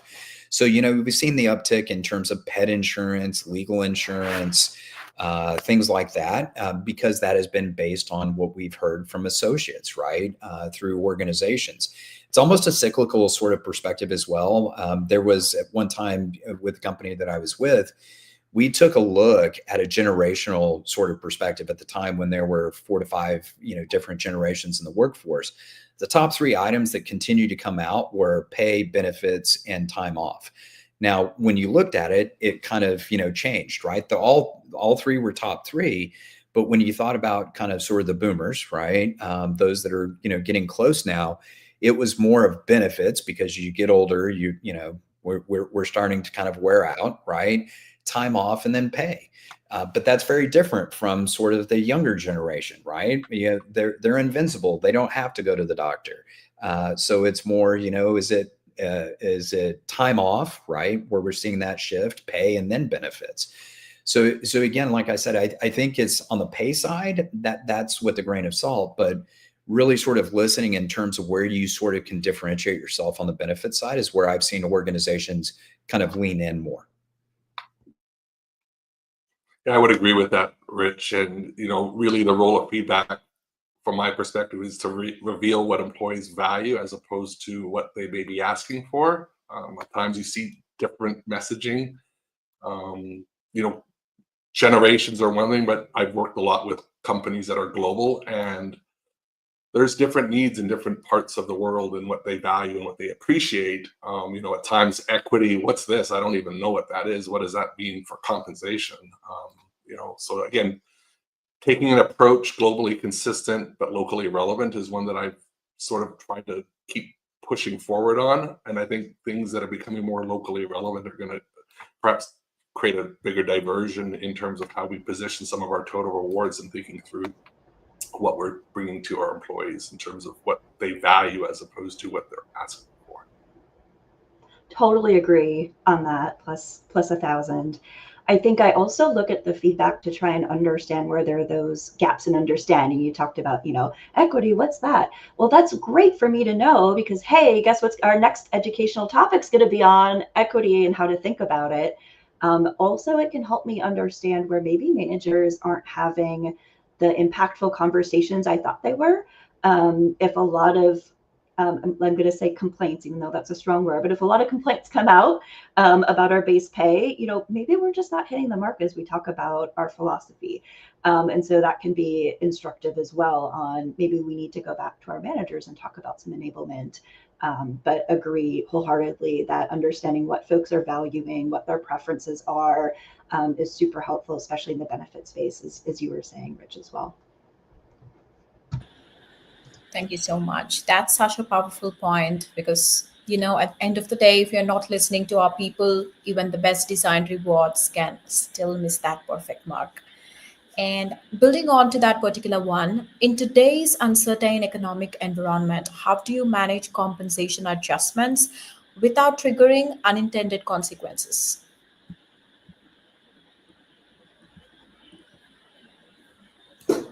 I'll start on that one a little bit because I've seen this come into play in some of the industries I've worked in that are rather volatile and cyclical, even outside of the current environment today. They've taken approaches really to do more frequent cycles and communicate that to employees, look at things differently. Variable compensation might be paid out instead of annually, perhaps quarterly or every 6 months. Looking at merit increases that might be smaller initially, but then as things turn around, again, trying to position that. A lot of it's building sort of communications and having those discussions and sharing the why with your employees, so they really understand what we're trying to manage through.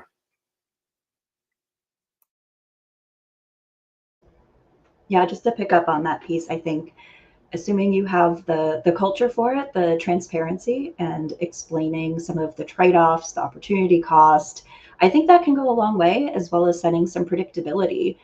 We intend to do X by this date, so folks know kind of what's going on, because in the absence of that, of course, folks can create their own stories of that might be worse than what reality is. I think from a very tactical perspective, it's just as I'm budgeting for the next merit cycle, what can I squirrel away? Because things might change. And so can we have a little bit of a holdback? Can we have a little bit extra that we can sprinkle during the rest of the year? It might be hard to convince my leadership to do more common or more frequent cycles. But if I could just get a couple percentage, or, a fraction of a percent that I can have to share later in the year as things might change, that usually is super helpful. I think the one thing we have to remember is compensation is a very emotional topic for associates. And so coming into those conversations and those thought processes with a degree of empathy, right? I think what Jen and Rob have mentioned is, it's a very fact-based approach when we're looking at data, right? But it can't just be. We have to make sure that we're kind of thinking more broadly about, and I've seen it through the comments, where somebody resides. One big thing that I continue to kind of hear through my peers and network is inflation, right? Cost of living, right? But as reward professionals, we keep that as a point, but we're more thinking about the cost of labor. And I think that is so important as well for individuals to understand is you may live in a very high cost of living market. There is a pull through, right? When you think about the cost of labor that's associated there as well. The other point that I saw in the discussion was around job architecture. And I think, I don't know if I've seen an organization historically that has not continued to refine job architecture, because that's the internal, kind of comparison of roles across versus the external competitiveness that we're looking at to the market as well. So I think, again, is how do you sort of control the narrative with empathy, but also with that fact-based approach as well is really critical from an associate, understanding and educational opportunity as well. Absolutely.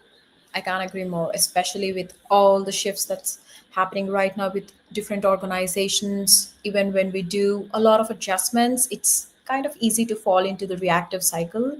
So here's a quick one. How do you ensure compensation benchmarking isn't just responding to the market, but is actually aligned with your organization's long-term talent strategy and retention goals?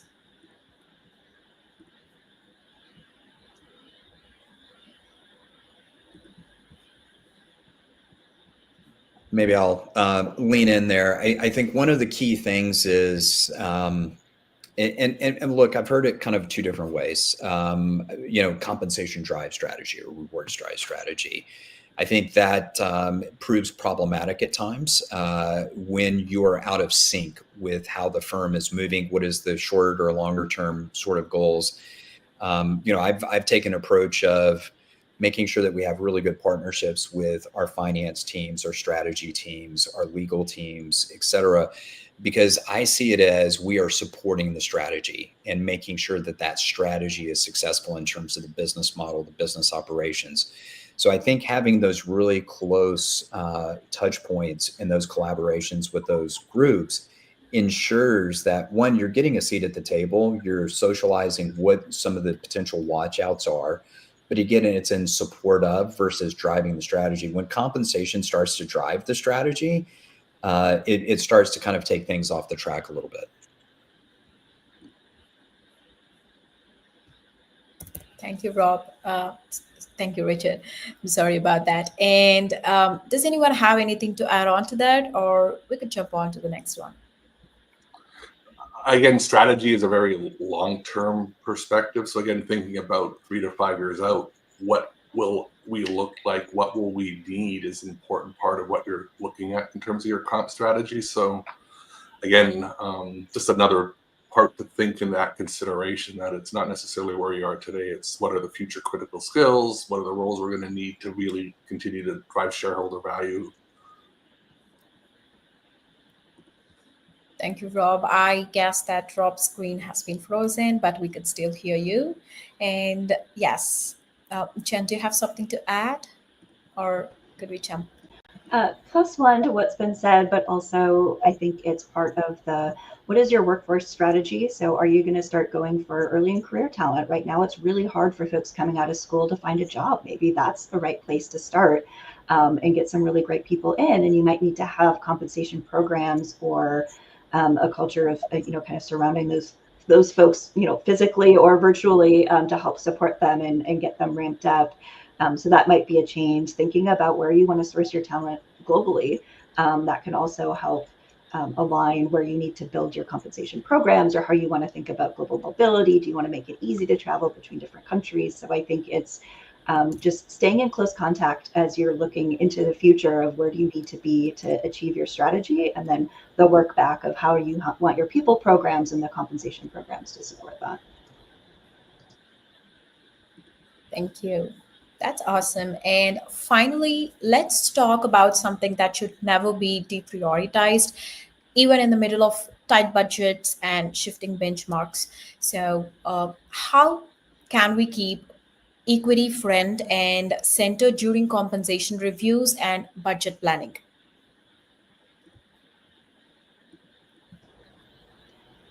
So for pay parity, I think it's part of the culture. I think you need to decide as part of your compensation philosophy if that's something that is important to you.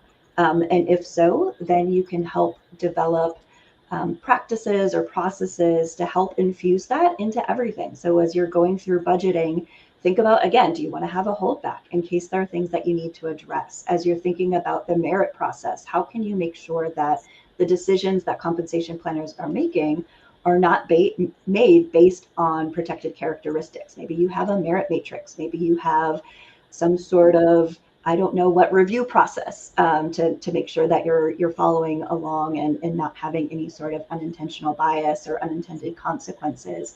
I think it's also, as I said, it's just kind of, it needs to be part of your culture. It needs to be something that's underpinning everything that you do. I think that makes it a lot easier and a lot easier to get buy-in, and it becomes more normalized versus an intervention that you just do this one time per year as you're looking at the merit process, or only looking at as you're hiring people in. I think it's a lot more difficult if you just have those points versus touch points and bake it into everything that you do during the year. Yeah, to build on that, can you hear me? Just want to make sure. Yeah. Apologies for my technical difficulties. I think if I understand this correctly, really having a pay equity audit before budget season to understand where you are and integrate that into the adjustment recommendations. And really, one thing that we have challenges as Total Rewards leaders is having some level of governance around increases that occur, perhaps, and just checking that those proposed increases against equity gaps are not causing unintended consequences, perhaps, and making sure that we're doing the right things when we're looking at things more broadly. I think maybe to add to Rob and Jen's comment is, I think the foundational aspect is, what is the organization's pay philosophy? What are we targeting? From a pay equity perspective, if we don't have a very clear compensation philosophy, it's hard to understand where do we need to target our adjustments? Where do we want to invest? What I've seen work well in some historical organizations is delinking our merit process from a mid-year compensation review, meaning that merit is about performance, the what and the how, right? Whereas when you think about that mid-year comp review, Jen, to your point, is really starting to focus in on the people where they are from a comp ratio. Where are they in terms of a placement for the range? But I think, again, compensation philosophy is the driver, the foundational piece to then really tell you where your gaps are. Because without that, I mean, you could be making adjustments all over the place. And the question is, are they driving value, right, to the firm? Maybe driving value to the individual that's receiving it, but is it really giving the intended outcome that we're expecting from it? Thank you, Richard. That's awesome. And before we close down the panel, I would love to address one question from the audience comments. So we just make sure that we address something interesting. So here is a question from the audience, if one of you would like to take it up. So how does a government contractor ensure fair compensation among its internal employee team where the clients direct the pay? If anyone would wanted to take it. It's going to be outside of my scope. So Rob and Jen, I'm going to defer to you. I think it's outside my scope as well, Richard. Government contractor, I could say as a contractor, I think you look at the market, position yourself, but at the end of the day, it's what skills you need and what's the market price for it that you're trying to negotiate.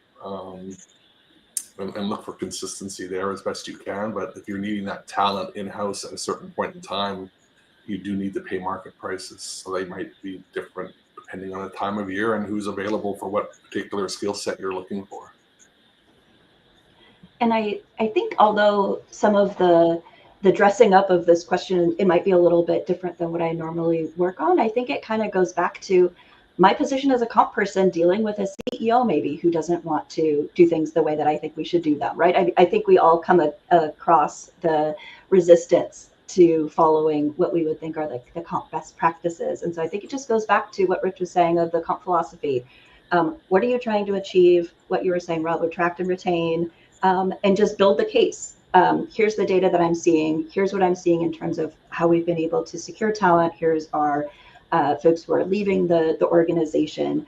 It's really hard in this environment. You have to be careful about, with the administration and the rules and the regulations that have been passed, you have to be careful about how you're positioning something. So I would recommend chatting with your internal legal team if you have one available to you, or someone to help guide some of the conversation in that area, because it is a little bit different now and some of the requirements for OFCCP have changed, and so there might be some things that you can do there. But I think it really just kind of goes back to the basics of making the case of why do you think rates should be a certain way, and what is the evidence to support it. And at the end of the day, the client or your boss or whoever it is going to make the final decision, but you can try and get them the information to make at least an informed decision, even if in your position or in your perspective it's wrong.